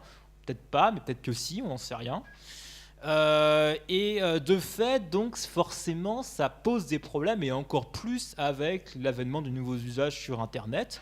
Avec le fait que de plus en plus de gens publient les photos, et aussi sur des projets comme Wikipédia, justement, qui normalement est censé pouvoir diffuser des photos de l'espace public à des fins d'information, et qui actuellement ne peut pas le faire. Donc ce qui se passe sur Wikipédia, c'est qu'on a généralisé un critère de la jurisprudence qui s'appelle l'élément de l'accessoire, qui considère que si vous faites une photo plan large, on considère que vous n'enfreignez pas les droits, etc. Donc par exemple, la photo du Louvre sur Wikipédia, c'est une photo plan large parce qu'il y a la pyramide au milieu qui est protégée, pas le reste. Et donc, il faut réussir à la voir. Et ça pose aussi problème pour les œuvres cinématographiques, pour les documentaires, pour tout, d'être dans une logique où normalement, si vous filmez votre rue, en toute logique, vous êtes censé solliciter des droits à tous les architectes de la rue, à tous les artistes aussi, si jamais il y a des œuvres d'art dans l'espace public. Alors, il y a vraiment une vraie innovation que les Allemands ont initiée depuis 140 ans. Ça s'appelle la liberté de panorama. 1876, ils disent clairement « Toute œuvre disposée de manière permanente dans l'espace public peut faire l'objet de reproduction sans avoir à solliciter l'auteur. » La plupart des pays européens ont imité ce principe. Et le Royaume-Uni, ils sont même allés jusqu'à dire dans les bâtiments publics, toute œuvre d'art disposée peut être photographiée, ce qui inclut aussi les musées, donc on voit que ça va quand même très loin. En France, on ne l'a pas, et on bataille pour empêcher actuellement que ce soit généralisé au niveau européen, puisqu'il y a actuellement une réforme européenne du droit d'auteur qui est en cours, et notamment la question de la liberté de panorama est sur la table. Ce qui s'est passé récemment, c'est qu'il y a eu plein de discussions dans une fameuse loi pour la République numérique qui a fait l'objet d'une consultation publique qui a eu pour effet de faire remonter tout un tas de problématiques qu'ils n'auraient pas forcément vues autrement, dont la liberté de panorama. Il y a eu des discussions à l'Assemblée, certaines sociétés de droits d'auteur qui sont vent debout contre ça, surtout parce qu'elles ont peur de perdre en fait des frais de fonctionnement, parce que dès qu'elles touchent des droits, elles touchent aussi pour elles-mêmes. Donc c'est pas une logique qui est forcément très très saine. Et donc de fait, actuellement, on est arrivé sur un compromis branlant qui finalement favorise, enfin, il n'est pas très intéressant pour tout le monde, qui est qu'on peut représenter l'espace public, enfin, diffuser une photographie de l'espace public si on est un particulier et si on en fait un usage non lucratif. Donc ce qui solutionne très peu de choses, puisque de fait sur Wikipédia, Wikipédia est une œuvre collective. C'est le statut qui revendique en droit français. Et de fait, elle est sous une licence libre qui autorise la réutilisation commerciale, même s'il y a des restrictions, notamment liées au fait qu'on doit reproduire la licence. Le même problème pour les réseaux sociaux, puisque de fait, lorsque vous êtes un réseau social, de plus en plus, la jurisprudence considère que vous faites une transaction commerciale, c'est-à-dire que vous cédez vos données personnelles contre le droit d'utiliser le service. Non, sur Facebook, sur Twitter, parce qu'en plus, vous faites une diffusion qui excède le cercle de famille. Donc, de fait, même vos amis Facebook, vous en avez une centaine, c'est quand même quasiment public du point de vue de la propriété intellectuelle. Donc, ça pose plein de problèmes. Et donc, actuellement, c'est plutôt là-dessus qu'ils s'orientent. Donc là, ça va encore être examiné au Sénat en avril, mais ça pose potentiellement plein de questions. Alors, en pratique, la plupart des gens ne respectent pas, mais il n'y a rien qui empêche un architecte de se réveiller du jour au lendemain et de dire « niet ». C'est ce qui s'est passé, par exemple, avec les colonnes Buren, donc Daniel Van Buren, qui est un artiste contemporain, qui n'est pas un architecte, et qui considère qu'on n'avait plus le droit de photographier la place où il avait mis ses colonnes, parce que, de fait, elles obstruent complètement l'espace public. Je ne crois pas qu'il avait complètement réussi son procès, mais bon, après, c'est vraiment du cas par cas, selon la jurisprudence, donc insécurité juridique, et donc ça pose des problèmes, notamment pour des grands projets comme Wikipédia, qui doivent bien, à un moment donné, faire une règle générale. Donc voilà à peu près ce qu'on pouvait dire sur la liberté de panorama. Donc la décision a été votée tout récemment, fin janvier, à l'Assemblée nationale, et elle va être transmise au Sénat en avril. Voilà, c'est ça. Merci. On parlait de Wikipédia justement et de la licence sous laquelle elle est publiée. Donc il s'agit de la licence Creative Commons dont on parlait tout à l'heure, qui donc propose de pouvoir réutiliser, modifier, rediffuser librement le contenu, à condition de citer l'auteur et de rediffuser les contenus sous la même licence. C'est le cas aussi de l'intégralité de la base multimédia dont se sert Wikipédia pour illustrer ses articles, qui s'appelle Wikimedia Commons, sur laquelle on trouve essentiellement des images fixes, mais aussi un petit peu de musique, il commence à y avoir pas mal de vidéos. Donc voilà, donc les licences libres, et donc cette action qu'a l'auteur, le créateur, de mettre de son plein gré une œuvre, de la proposer au partage par d'autres, serait finalement un petit peu une manière de contourner ou d'enrichir le domaine public. Qu'est-ce que vous en pensez ? Ouais, disons que c'est effectivement même le principe de départ de la licence libre, comme je le rappelle à propos du procès Mickey, c'est-à-dire, à l'époque, le domaine public américain, il est gelé, très bien, on va le recréer par derrière, de manière actuelle, parce que notamment le problème quand vous jouez le domaine public, vous ne jouez pas seulement les droits de toutes les œuvres emblématiques, celles qui font encore l'objet d'une commercialisation, mais aussi celles qui ne sont pas rééditées. Donc là, c'est un massif qui est quand même immense d'œuvres qui potentiellement peuvent avoir une seconde vie par le simple fait qu'elles tombent dans le domaine, qu'elles s'élèvent dans le domaine public, et que de fait, elles peuvent découvrir de nouveaux lecteurs si elles n'ont pas été rééditées depuis très longtemps. Et c'est comme ça qu'il y a plein d'œuvres sur Gallica, par exemple, ou sur Wikisource, qui des fois n'ont jamais été rééditées et qu'on redécouvre sans cesse, justement, et qu'on peut retrouver aussi un intérêt que les contemporains n'ont pas nécessairement eu, parce que, justement, elles sont actuellement disponibles. Donc l'idée de la licence libre, c'est ça aussi, c'est de dire que finalement, il y a plein d'auteurs qui, de fait, savent très bien qu'ils ne retireront quasiment aucun intérêt commercial de leur œuvre. C'est notamment le cas des chercheurs, c'est notamment le cas aussi de plein de gens qui font aussi de la création de manière plus aussi en amateur. Enfin, il y a plein de catégories de gens qui ne tombent pas dans ce schéma-là et qui sont au contraire intéressés à ce qu'il y ait une dissémination élargie de leur œuvre. Et ce que créent les Creative Commons par rapport au simple fait de dire « Ah, c'est libre de droit » ou « Ah, bah, je te dis les conditions à laquelle c'est possible », le problème, c'est que ça devient vite tortueux de devoir contacter la personne, regarder sur le site, savoir quelles sont les conditions possibles ou non. L'intérêt des Creative Commons, c'est qu'on vous crée finalement une sorte de package prêt à l'emploi en disant quelles sont les conditions possibles que vous pouvez combiner, mais qui seront les mêmes partout et qui vont être acclimatées dans la législation de plein de pays. Donc si vous regardez la licence Creative Commons en France, vous verrez qu'il y a une version courte, mais il y a aussi une version longue qui est élaborée par des juristes et qui essaye, dans la mesure du possible, d'être en conformité avec la loi française, notamment la question du droit moral et tout ça. Et sachant que, bon, dans le cas français, les Creative Commons n'ont jamais fait l'objet d'un procès, donc on ne sait pas dans quelle mesure ça tient, mais c'est en tout cas un travail qui a quand même été assez sérieux. Et de fait, elles sont de plus en plus utilisées, y compris par institutions publiques de référence, des ministères, de tout, donc il y a quand même une forte adoption.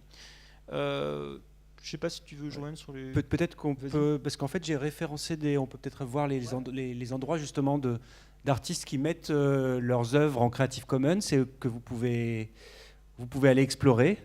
Donc c'est sur le site Mashup Cinéma.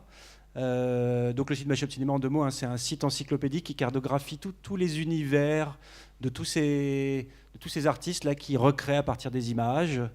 Et donc dans matière première, dans outils, on a répertorié quelques sites. Alors c'est quoi le premier ? Alors ça CC Search, c'est un métamoteur qui je sais pas si on peut cliquer dessus. Voilà, c'est un métamoteur qui montre un petit peu toutes les œuvres qui sont en CC, donc en Creative Commons, sur différentes plateformes. Donc vous voyez YouTube, Jamendo c'est de la musique, Google Images, OpenClipArt Librairie, tout ça. Voilà. Donc ça c'est un métamoteur, c'est pas mal parce que tout de suite d'un coup il y a plein de choses. Il y a Vimeo aussi, vous connaissez ce site de partage le YouTube créatif. Et ben maintenant il y a pas mal de gens tous les jours. Alors bon, des fois c'est la chaîne locale ouzbek qui montre des trucs complètement hallucinants. Donc il y a des trucs, il y a de tout et de rien. Hein. Il faut vraiment prendre beaucoup de temps pour voir ce qui vous plaît, ce qui vous intéresse, avec quoi vous voulez créer.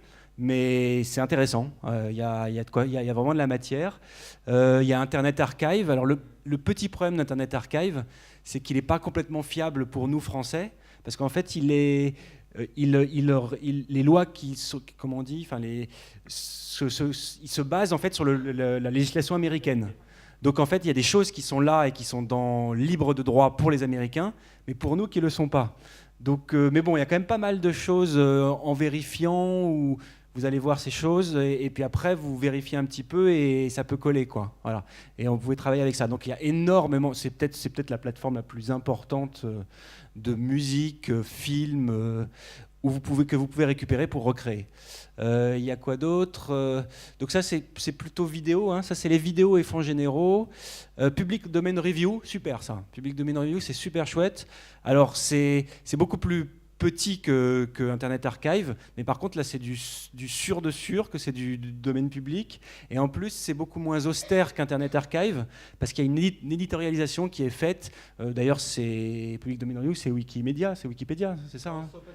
C'est Open Knowledge Foundation. C'est Open Knowledge Foundation. Voilà. Oui, c'est des, voilà, ils se connaissent, c'est des amis. Et donc vous voyez, vous pouvez aller choper donc dans collection. Si vous voulez voir par exemple film, alors c'est beaucoup des vieux films, il y a des choses hallucinantes, quoi. Il y a vraiment des petits bijoux. Alors vous avez le fameux Plan 9 from Outer Space, il est là. Vous avez des pubs pour la sécurité routière avec des enfants avec des têtes de singes, des trucs complètement délirants qui peuvent être assez intéressants. Vous avez des films expérimentaux, des fausses pubs, des films institutionnels.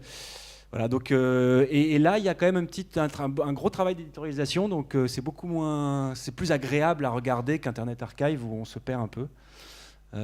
Voilà. Un peu plus bas, donc là vous pouvez regarder ça tranquillement chez vous, parce qu'on va pas tous. Et j'ai fait aussi sur la musique, non, c'est quoi les fonds images? Fonds images, c'est les images fixes. Et vous avez aussi la musique. Mon préféré, c'est Free Music Archive, parce que vous récupérez de la musique libre de droit de véritables artistes, de véritables musiciens. Donc c'est pas du tout de la musique d'ascenseur, c'est vraiment des choses hyper intéressantes. Il y a de tout, il y a des trucs très barrés, expérimentaux. C'est quoi les genres?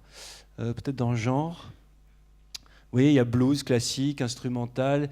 Et il y a des trucs... ce qui est assez marrant, c'est oui, dans expérimental, après, tu peux cliquer dans expérimental. Tu as des mélanges, des remixes, des collages, des choses qui me paraissent même plus intéressants que ce qu'on peut trouver dans les musiques qui sont sous licence. Voilà. Donc là, il y a vraiment énormément de choses. Donc ces artistes, tout ce qu'ils vous demandent, c'est de le citer au générique, quoi. C'est tout ce qu'ils vous demandent. Et après, vous pouvez faire ce que vous voulez. Voilà.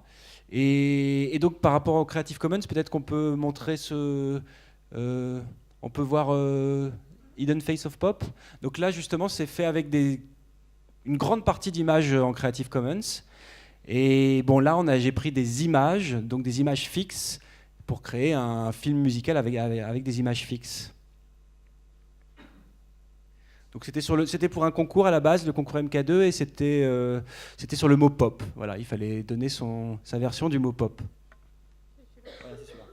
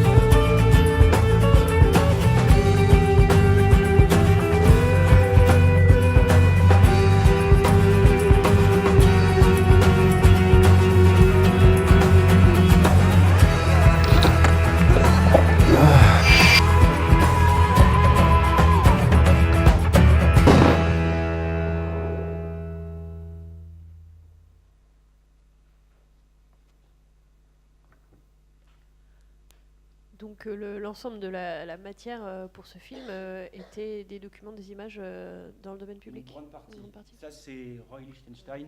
Ouais. Ça, non. Et il y a un peu de Warhol aussi. Donc là, non, j'ai pas leurs droits. Et Mickey non plus, j'imagine. Et ouais, mais c'est pas des images. C'est un autre artiste qui a fait. Tu parlais de quelle image? Mickey en général, je pense. En fait, c'est un artiste qui a. C'est pas Walt Disney qui a fait ces images. Oui, j'imagine, mais Ouais. est-ce que Tu l'image... penses qu'ils vont poser un...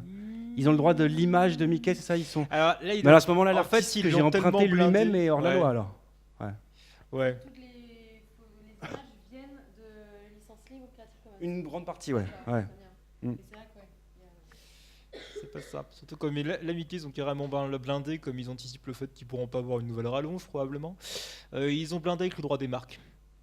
Maintenant, c'est considéré comme emblématique de Disney à tel point que c'est considéré comme relevant du droit des marques. Donc, Et lui, c'est un artiste qui s'appelle Grégoire Guillemin, qui est assez connu sur la place publique. Enfin, je sais pas comment on dit, mais donc qui est voilà, il a jamais eu de soucis, hein, je crois, avec ce Mickey, avec son préservatif. Jusque là, il a pas. Voilà, ça a c'est pas. le droit de parodie, remarque Ouais. là-dessus. Donc, ça aide. Et du coup, quand on est un créateur, un artiste, est-ce qu'on peut décider, voilà, moi je veux mettre mon œuvre dans le domaine public? Du coup, comme on disait au début, dans le domaine public, non. Ça, on ne peut pas volontairement mettre son œuvre dans le domaine public. Il faut attendre 70 ans après sa mort. Et en revanche, du coup, on peut mettre nos œuvres sous licence libre telles que les Creative Commons, comme on vient d'en parler. Et c'est vrai que c'est un moyen un petit peu de contourner cette règle sur laquelle on ne peut pas volontairement mettre son œuvre dans le domaine public. C'est vrai que l'intérêt des licences libres, c'est qu'on peut permettre aux autres de reproduire l'œuvre, de la divulguer. On peut choisir que ce soit pour un usage commercial ou non, et en respectant toujours bien évidemment le droit moral de l'auteur. Ça, c'est... Il y a même des artistes qui.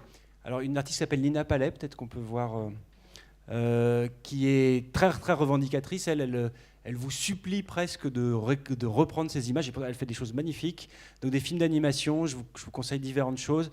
Il y a sur la terre d'Israël, il est très chouette ce film d'animation. Et elle appelle ça du copy love. C'est-à-dire qu'elle dit que c'est un acte d'amour que de reprendre ces images et de recréer à partir de ces images. Donc elle a un système de financement de son cinéma qui est assez intéressant. C'est qu'en fait, toutes ses œuvres, elle avait fait aussi quelque chose qui était sorti en salle de cinéma sur le Kama Sutra, enfin sur toutes les légendes en film d'animation.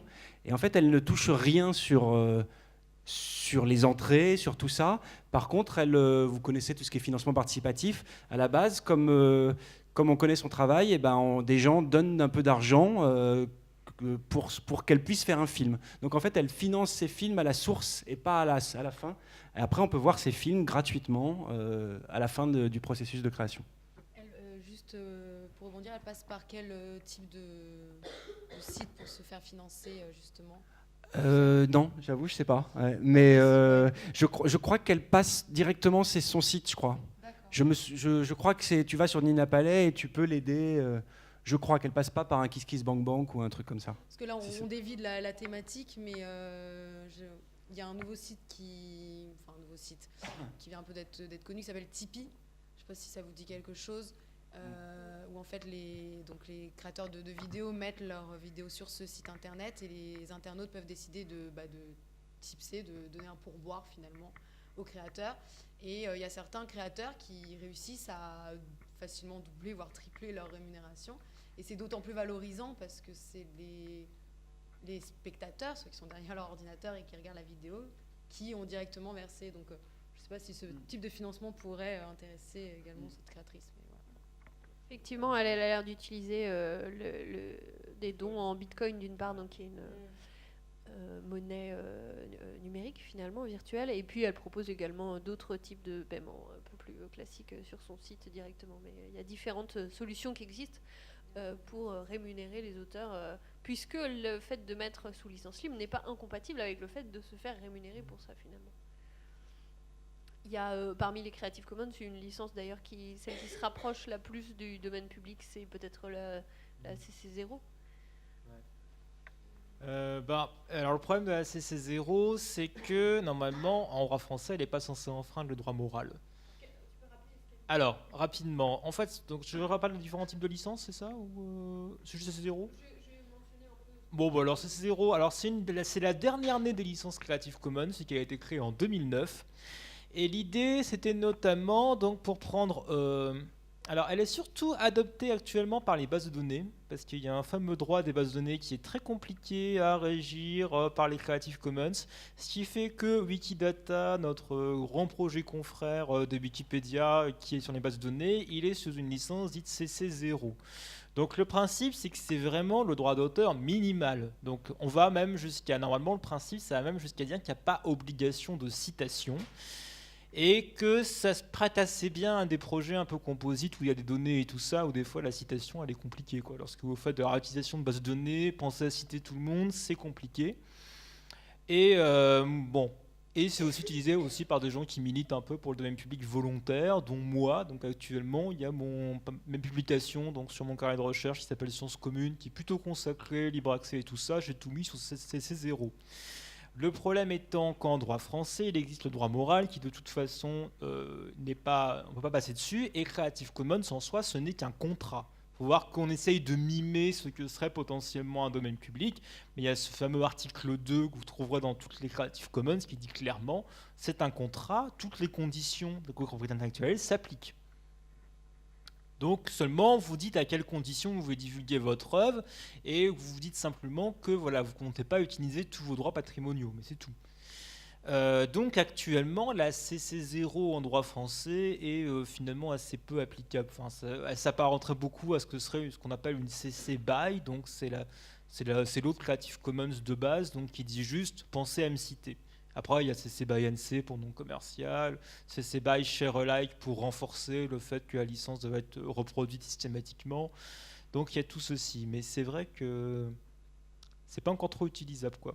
Et c'est pour ça que justement on voulait potentiellement intégrer cette notion de domaine public volontaire en droit français, qui aurait eu pour double effet à la fois de sécuriser les Creative Commons, puisqu'actuellement on reste dans le registre du contrat, il n'y a jamais eu de procès en France, il n'y a pas de jurisprudence en la matière. Donc c'est vrai que c'est toujours problématique, on va dire. On ne sait jamais, ça peut être reversé du jour au lendemain. Et puis l'autre idée, potentiellement, c'était de potentiellement pouvoir céder son droit moral, en tout cas en certains cas. Donc bon, c'est des choses qui ont été discutées, mais qui ont assez peu de chances d'aboutir. Oui, après, il y a aussi justement les différences culturelles qui me semblent intéressantes. Quand tu citais le rapport du cinéma américain, où ça passait beaucoup par les producteurs, parce que c'est le système des producteurs, en fait, des grandes maisons de production américaines. Et c'est la raison pour laquelle ils étaient assez attachés au régime du copyright, où c'est le studio qui va gérer les droits d'auteur pour un grand nombre d'acteurs qui ont été investis dans la production, avec une vision du cinéma un peu comme œuvre collective. Et enfin, c'est vrai qu'on a eu tout ce mouvement de la politique des auteurs dans les années 60, avec une revendication de l'autorialité, mais qui me remonte peut-être encore avant, de l'œuvre cinématographique, avec l'empreinte de la marque, du scénariste, du réalisateur, qui je pense a pu jouer. Parce qu'il y avait une intermination, là j'avais regardé un peu l'histoire de la jurisprudence, savoir si c'était œuvre collective ou pas, un film. Il y a eu un procès sur le film de John... pas John Ford, l'autre, Asphalt Jungle, qui était Quand la ville dort, de John, je ne sais plus comment il s'appelle, le grand cinéaste américain.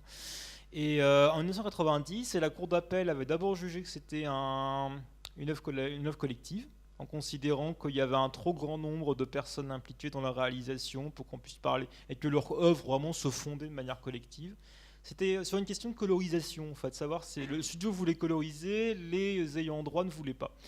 Et donc ça a été porté en France, et après c'était cassé en cour de cassation parce qu'ils considéraient qu'en réalité c'était bien une œuvre de collaboration et donc que ça marchait pas. Mais il y a quand même eu une intermination à un moment donné, et c'est clairement la notion d'œuvre de collaboration qui l'a emporté, mais je pense aussi parce que ça fait écho à toute la conception culturelle qu'on a en France, du moins à un certain moment, dans un certain contexte, de ce que serait le cinéma comme œuvre octorialisée, on va dire, plutôt que comme œuvre collective de toutes les personnes qui ont été impliquées à un moment donné dans le processus, qu'il s'agisse même par exemple de l'éclairage, on peut revendiquer aussi que l'éclairagiste potentiellement a une contribution en la matière, que le monteur son a une contribution en la matière, donc on peut aussi arguer le fait que le cinéma en soi est plutôt une œuvre collective ou non. Enfin, je pense qu'il y a quand même cette question qui joue également. Est-ce que vous avez peut-être des questions ou des remarques sur l'ensemble des choses qu'on vient d'aborder? N'hésitez pas.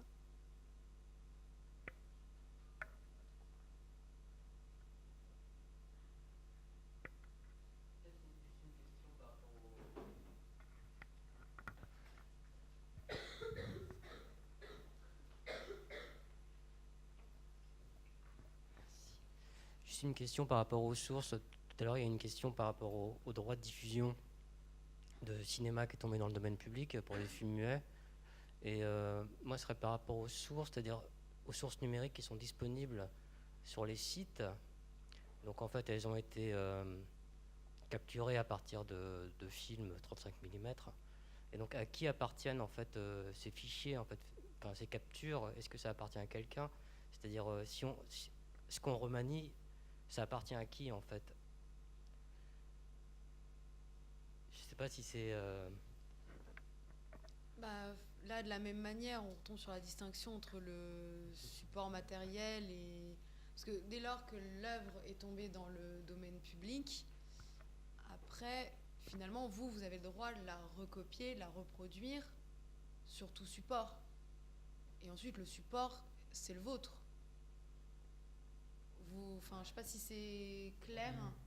Ouais, tu voudrais apporter une précision? Juste, en fait, ce qui se passe actuellement, c'est que le fichier original que vous avez créé est potentiellement à vous, mais à partir du moment où vous le mettez en ligne, que vous autorisez la recopie, toutes les recopies peuvent être faites parce que c'est tombé dans le domaine public en fait. Il ne peut pas y avoir de droits supplémentaires attachés au fait de détenir un fichier qui empêcherait la reproduction, la circulation de l'œuvre, etc. C'est justement là-dessus que porte le droit d'auteur. Mais c'est aussi là où il y a potentiellement des glissements où je venais sur la question du copie-fraude justement, parce qu'il y a pas mal de gens qui seraient potentiellement intéressés à l'idée de revendiquer du fait de la restauration, du fait de la publication, du fait de tout ceci, potentiellement des droits additionnels, même si actuellement ils n'ont pas de fonds juridiques pour le prétendre. Ça se fait notamment sur les œuvres d'art et dans la littérature. C'est ce que j'allais dire sur la littérature, notamment avec... Anne Frank, et là il y a Mein Kampf qui est tombé dans le domaine public en janvier, donc il y a des maisons d'édition qui commencent à le publier, donc finalement c'est vrai que c'est une question sur les bouquins qui est plus qu'on arrive mieux à analyser, parce qu'en effet l'œuvre en tant que telle n'appartient à plus personne d'un point de vue droit patrimonial. Néanmoins, comme la maison d'édition a édité ce bouquin, c'est elle qui va le vendre, donc finalement c'est elle qui va se rémunérer dessus.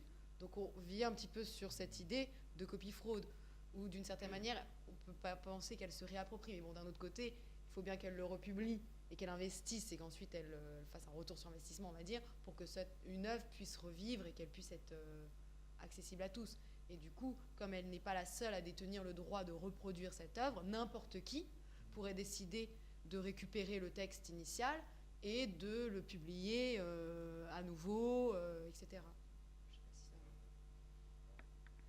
Intéressant, c'est dans le cas des traductions justement, parce qu'une traduction est une œuvre originale. Donc si vous faites une traduction de même un texte très très vieux, un texte vieux de 2000 ans, vous revendiquez un droit d'auteur sur votre traduction.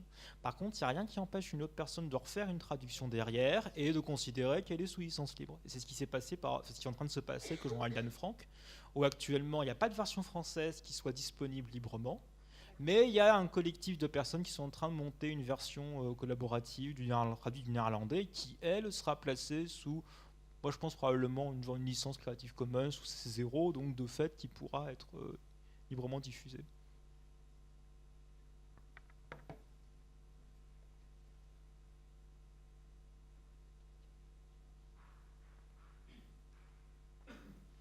Alors pour en revenir au domaine public, il y a, pour essayer de rendre ne serait-ce que le concept un peu plus connu et de valoriser le domaine public et les œuvres qui en font partie, il y a différentes initiatives qui existent en France et dans le monde. Alors on a montré tout à l'heure le calendrier du domaine public de savoir commun, mais est-ce que, Pierre-Carl, tu peux peut-être nous en présenter rapidement quelques autres, ou Julien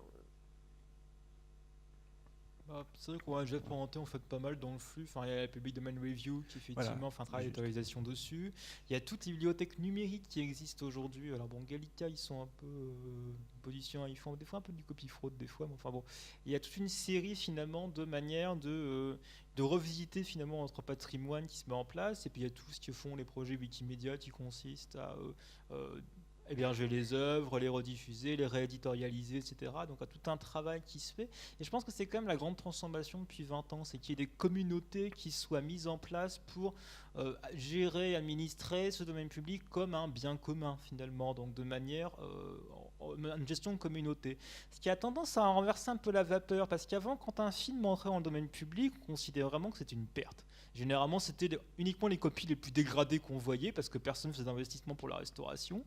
Et donc, systématiquement, c'était des maisons d'édition un peu bizarres qui se spécialisaient là-dedans et qui produisaient des copies assez merdiques. Et ce qui se passe aujourd'hui, alors je ne sais pas en quelle mesure ça pousse encore jusqu'au film, je ne crois pas qu'il y ait beaucoup de projets de restauration collaboratifs encore, mais en tout cas pour la plupart des autres œuvres, c'est plutôt l'inverse qui se produit. C'est-à-dire que le fait d'entrer dans le domaine public, au contraire, ça facilite la dissémination, la mise en valeur, le retravail sur l'œuvre. Et il y a un phénomène qui est très connu, c'est ce qu'on appelle le trou noir du web. C'est-à-dire quand vous regardez par date les contenus qui sont disponibles sur le web, vous voyez que ça monte, 19e siècle, et puis dès que vous arrivez au 20e siècle, il y a un gros trou entre 1940 et 1990. C'est la période où les œuvres sont protégées et où Internet n'est pas encore arrivé, donc où il n'y a pas encore eu finalement la possibilité de faire un domaine public vivant, on va dire. Donc, oui. Je voulais juste vous parler d'un concours qui a été fait par l'Open Knowledge Foundation aussi, je crois, qui s'appelle le Public Domain Remix. Ils n'ont pas eu beaucoup d'œuvres cette année, enfin l'année passée. Donc finalement, il y a vraiment quelque chose à faire. Si vous avez des choses, en fait, ils se basent sur justement le calendrier de l'Avent du domaine public, et en fait, il faut remixer les œuvres qui sont élevées dans le domaine public de l'année en question. Voilà. Et donc c'est d'ailleurs Moonlight Serenade que je vous ai montré tout à l'heure. Ça partait de Moonlight Serenade de Glenn Miller qui venait d'entrer dans le domaine public cette année-là. Donc je suis parti de cette musique de Glenn Miller et c'est à partir d'elle que j'ai brodé une histoire. Donc voilà, il y a ce concours-là qui est quand même une belle initiative et j'ai été très étonné qu'il n'y ait pas tant de gens que ça à l'ère du remix, de la réappropriation, de ce besoin qu'on a de s'approprier ces images. C'est un besoin presque sociologique de se dire toutes ces images qui m'entourent, j'ai envie aussi qu'elles m'appartiennent à moi et j'ai envie de pas rester spectateur vis-à-vis de ça.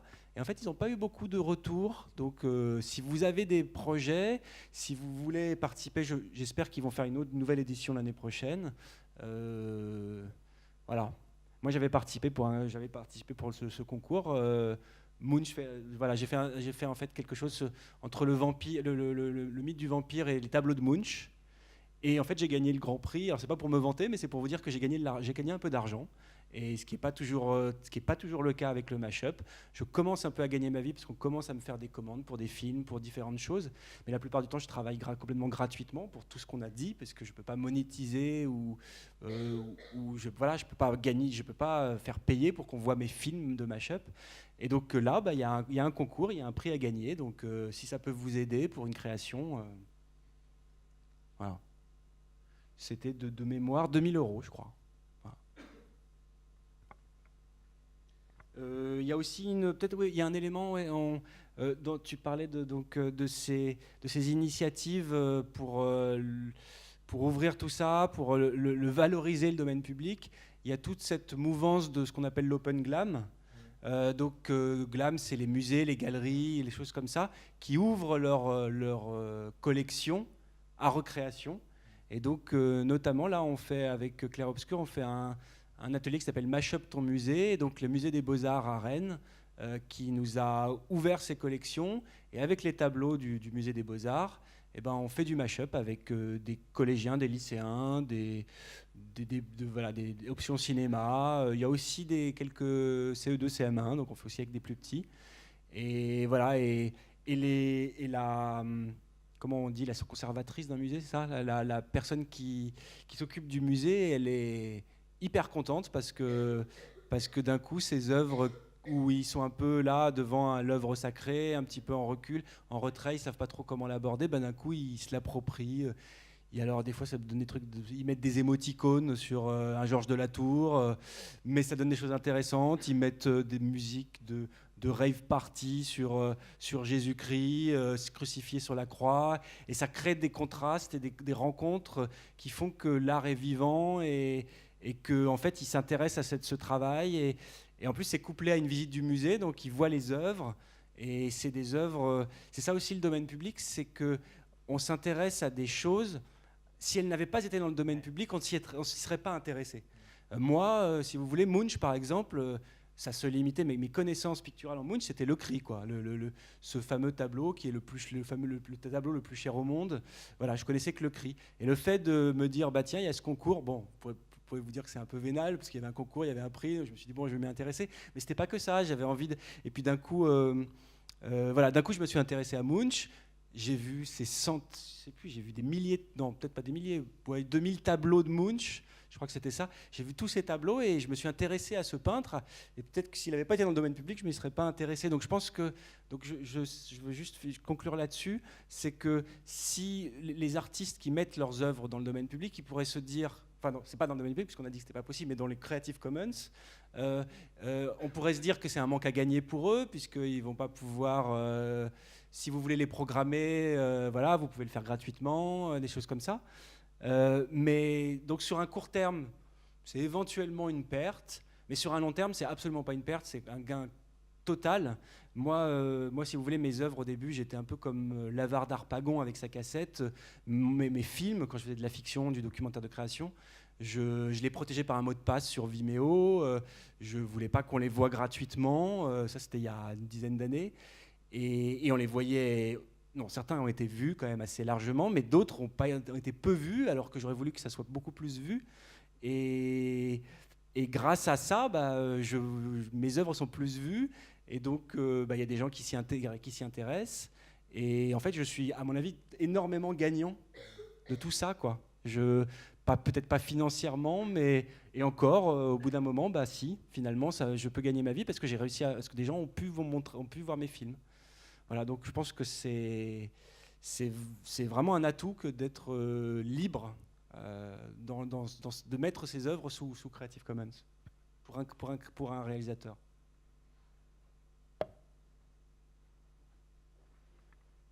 Merci beaucoup, Julien. Est-ce qu'il y a des questions qui vous viennent sur ce qu'on s'est dit et l'ensemble de cette rencontre ?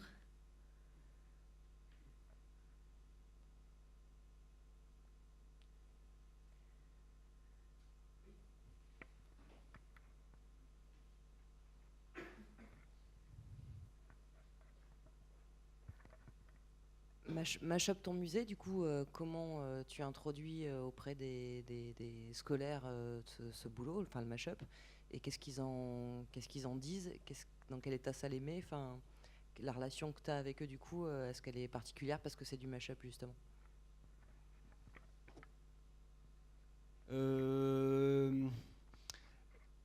Oui, la relation elle se fait assez naturellement. Alors, au début, je dis mashup, tout le monde dit c'est quoi?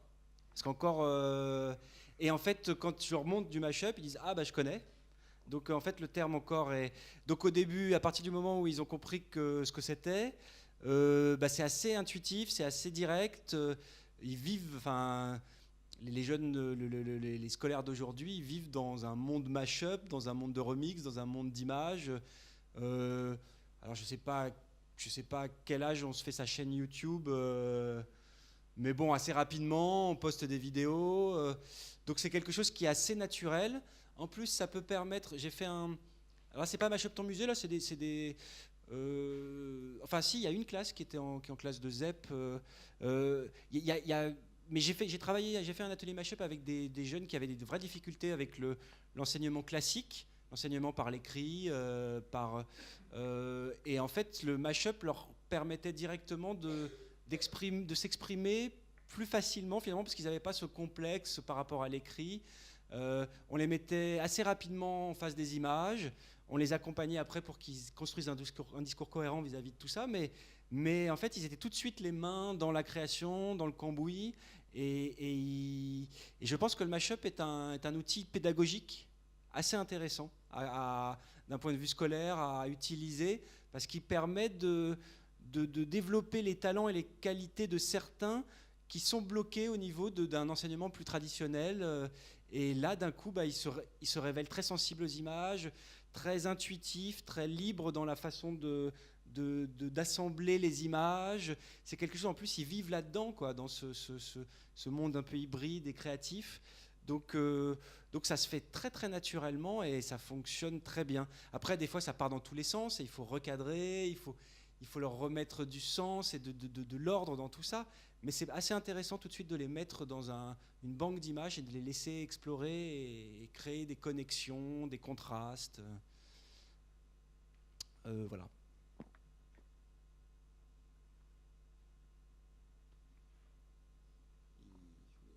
Peut-être dire un tout petit mot sur le fait que ce qui nous manque en fait en tant que créatif, en tant que réalisateur. Alors bon, je parle pour moi, mais par Mashup Cinéma, en fait, j'ai contacté beaucoup de gens, beaucoup de cinéastes mashuppers. On fait des interviews des réalisateurs parce que le mashup, on pense que c'est des petites vidéos rigolotes virales qui passent sur Internet, alors qu'en fait, il y a des vrais réalisateurs derrière. Et on parle très souvent, quand vous voyez le mashup qui fait le buzz sur les Inrocks, voilà, vous voyez le mashup et vous voyez 3 mots, il a mis Hitchcock avec Kubrick, et voilà, et c'est marrant. Mais en fait, on ne s'intéresse pas du tout à d'où ça vient, d'où ce geste créatif vient. Donc nous, on fait des interviews de cinéastes, on réfléchit un petit peu à leurs particularités. Je me suis un peu égaré, mais c'était juste pour vous dire, quoi d'ailleurs, c'était pour vous dire, pourquoi c'était par rapport à... c'était quoi? Tu ne sais plus où j'en étais. Oui, donc sur Mashup Cinéma, on parle de ces... Oui, que je ne parlais pas qu'en mon nom. Putain, j'ai fait une grosse digression pour dire que je ne parlais pas qu'en mon nom. Et c'était qu'on a besoin, en fait, les pouvoirs publics en France, notamment le CNC ou des choses comme ça, ne valorisent pas justement. Il n'y a pas de comment on dit, de point de vue positif vis-à-vis des Creative Commons, du domaine public, des choses comme ça. Donc moi, ça me paraît dingue qu'il n'y ait pas de liste de films dans le domaine public. Ça n'existe pas, et les pouvoirs publics ne le font pas. Alors que ça serait quand même, au CNC par exemple, il y a des choses ils font des choses super sur les archives, sur les films orphelins aussi, ils font des choses sur les films orphelins. Et en fait, donc ils nous donnent pas des outils pour qu'on puisse réutiliser des images et recréer. Et donc il y a un véritable frein à la création. Et qu'est-ce qui se passe? Les mashuppers, qu'est-ce qu'ils font? Ils prennent les images qui sont accessibles, et les images qui sont accessibles, alors des fois ils n'en ont pas les droits, ou au-delà du fait d'avoir les droits ou pas, ils prennent des images américaines. Donc en fait, ce que vous voyez, c'est que beaucoup de mashups sont dans la culture hollywoodienne. Ou, si vous voulez, il y a les images qui sont accessibles par Internet, c'est les images les plus populaires. Donc c'est les films plus grand public, alors que nous, on aimerait beaucoup pouvoir travailler sur des films plus rares, moins vus, dans des cinématographies moins mises en valeur. Alors à ce propos, j'ai pas parlé il y a un site qui s'appelle OpenBelden, qui est le site des images mises sous domaine public des Pays-Bas. Donc ça, vous avez pas mal d'images intéressantes qui sont plutôt de la première moitié du XXe siècle. Open et Belden, B-E-E-L-D-E-N. Mais alors vous avez pas mal, si vous voulez bosser sur un documentaire par exemple, à mon avis il y a des choses très intéressantes. Donc j'ai l'impression les pouvoirs publics dans l'Europe du Nord sont beaucoup plus concernés par ces questions-là, sont beaucoup plus ouvertes à la chose et sont beaucoup plus novateurs, beaucoup plus... Alors, il y a beaucoup plus de choses qui se font, alors que le cinéma, vous le savez, c'est quand même une des nations les plus... comment on dit, les plus dynamiques, les plus inventives du cinéma, c'est quand même la France. Et je ne comprends pas pourquoi il n'y a pas plus d'initiatives et de cartographie de tout ça fait par les pouvoirs publics. Voilà.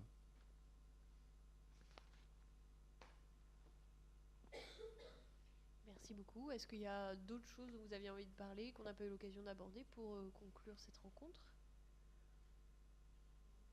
Super. Une dernière question, là, comme ça, qui vous viendrait ?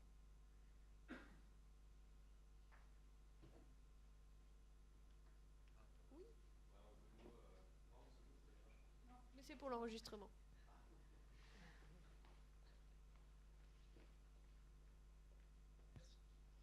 coup, ouais, vraiment brièvement, mais c'est un peu une question très large. Est-ce que vous pensez qu'Adopi, c'est une bonne ou une mauvaise idée? Je voulais juste votre avis rapidement, hein, mais je comprends que ce soit compliqué. Bon, bah Adopi actuellement ils sont un peu morts-vivants, donc c'est difficile de dire ça. Par contre, je vais rebondir là-dessus sur un autre point, par contre très problématique de la fameuse loi sur la République numérique, c'est ce qu'on appelle le flicage organisé et algorithmique des réutilisations soumises aux droits d'auteur.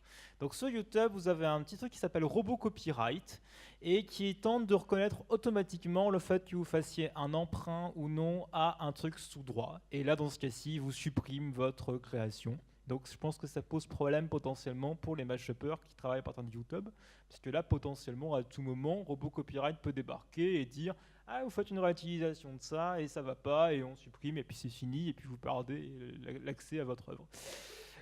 Et le problème c'est que dans la fameuse loi sur la République numérique, il y a un amendement qui est passé qui veut généraliser ce principe à toutes les plateformes, sachant qu'on parle de plateformes vraiment au sens très large, donc probablement même Wikipédia pourrait être concerné s'ils retiennent vraiment cette formulation.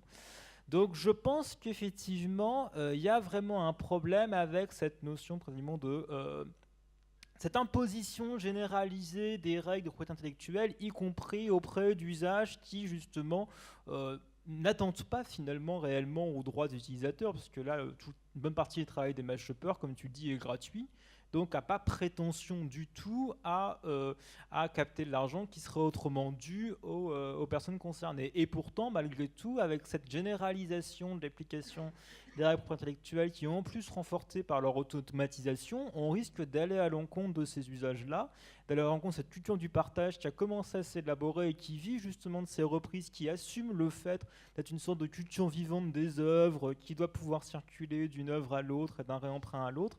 Et bien tout cet aspect-là qui était aussi très important historiquement, moi je le vois aussi, même si c'était le 19e siècle, il y a énormément de remix, de mash-up au 19e siècle, parce que les droits de propriété intellectuelle étaient beaucoup moins appliqués qu'aujourd'hui, et vous voyez énormément de longues citations dans les bouquins, des pages entières qui sont reprises, des collages d'œuvres qui sont faits à des moments donnés et qu'on voit très bien, et qui ont graduellement perdu du terrain, et je pense qu'il y a aujourd'hui un risque qu'il se passe la même chose aujourd'hui sur Internet si ce type de mesures venait réellement à être implémenté, d'avoir ce sort de flicage automatique qui empêche ce type de création d'éclore. Oui, moi je peux répondre franchement, je pense que c'est une mauvaise chose Adopi. Hein. Voilà, pour répondre à ta question, moi je me suis fait choper une fois parce qu'en fait j'ai besoin de télécharger des films pour faire des créations mash-up. Et donc je me suis fait choper pour ça. Voilà, donc voilà, et après je ne veux pas parler pour les autres, mais je ne pense pas que ça soit la solution. Moi je militerais plus pour une solution que les plateformes en fait internet comme YouTube, comme alors je sais pas ce qu'on peut citer, mais bon comme les gros fournisseurs d'accès, on peut dire les GAFA, les fournisseurs d'accès. Voilà, en fait il y aurait une taxation qui se ferait et qui pourrait être reversée aux auteurs. Moi je pense que c'est plutôt là-dedans qu'il faudrait aller, plutôt que d'aller chercher d'aller nous chercher nous qui ne sommes pas là pour profiter du système. On en parlait, et c'est dans le rapport de Pierre Lescure qui avait été fait en 2013, 2012. Bon, c'est peut-être un peu long à lire, mais je pense que c'est intéressant d'y jeter un coup d'œil, notamment sur toutes les propositions qu'il fait. Et c'est vrai qu'il y en a des assez intéressantes, et notamment celle-ci, parce qu'en réalité, on se rend compte que lorsque nous, internautes, nous téléchargeons, ceux qui bénéficient finalement soit des vidéos qui sont postées, etc., ce sont les fournisseurs d'accès Internet, les hébergeurs, etc. Donc, en effet, je te rejoins pas mal sur cette idée qu'il faudrait revoir déjà soit le mode de rémunération et puis surtout le mode de contrôle dans ces cas-là.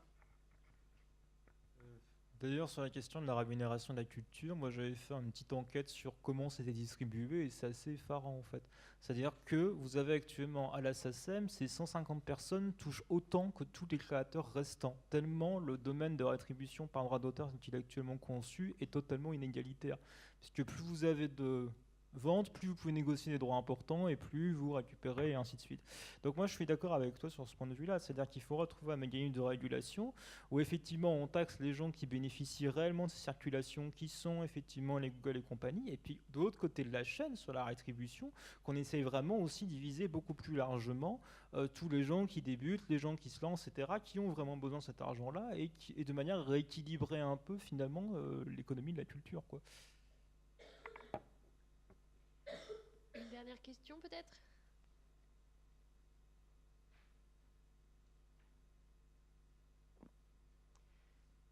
Et bien sur ce, merci à tous, merci à vous d'être venus, merci à Julien, Lorraine et Pierre-Carl pour leur intervention, et puis bonne suite de festival.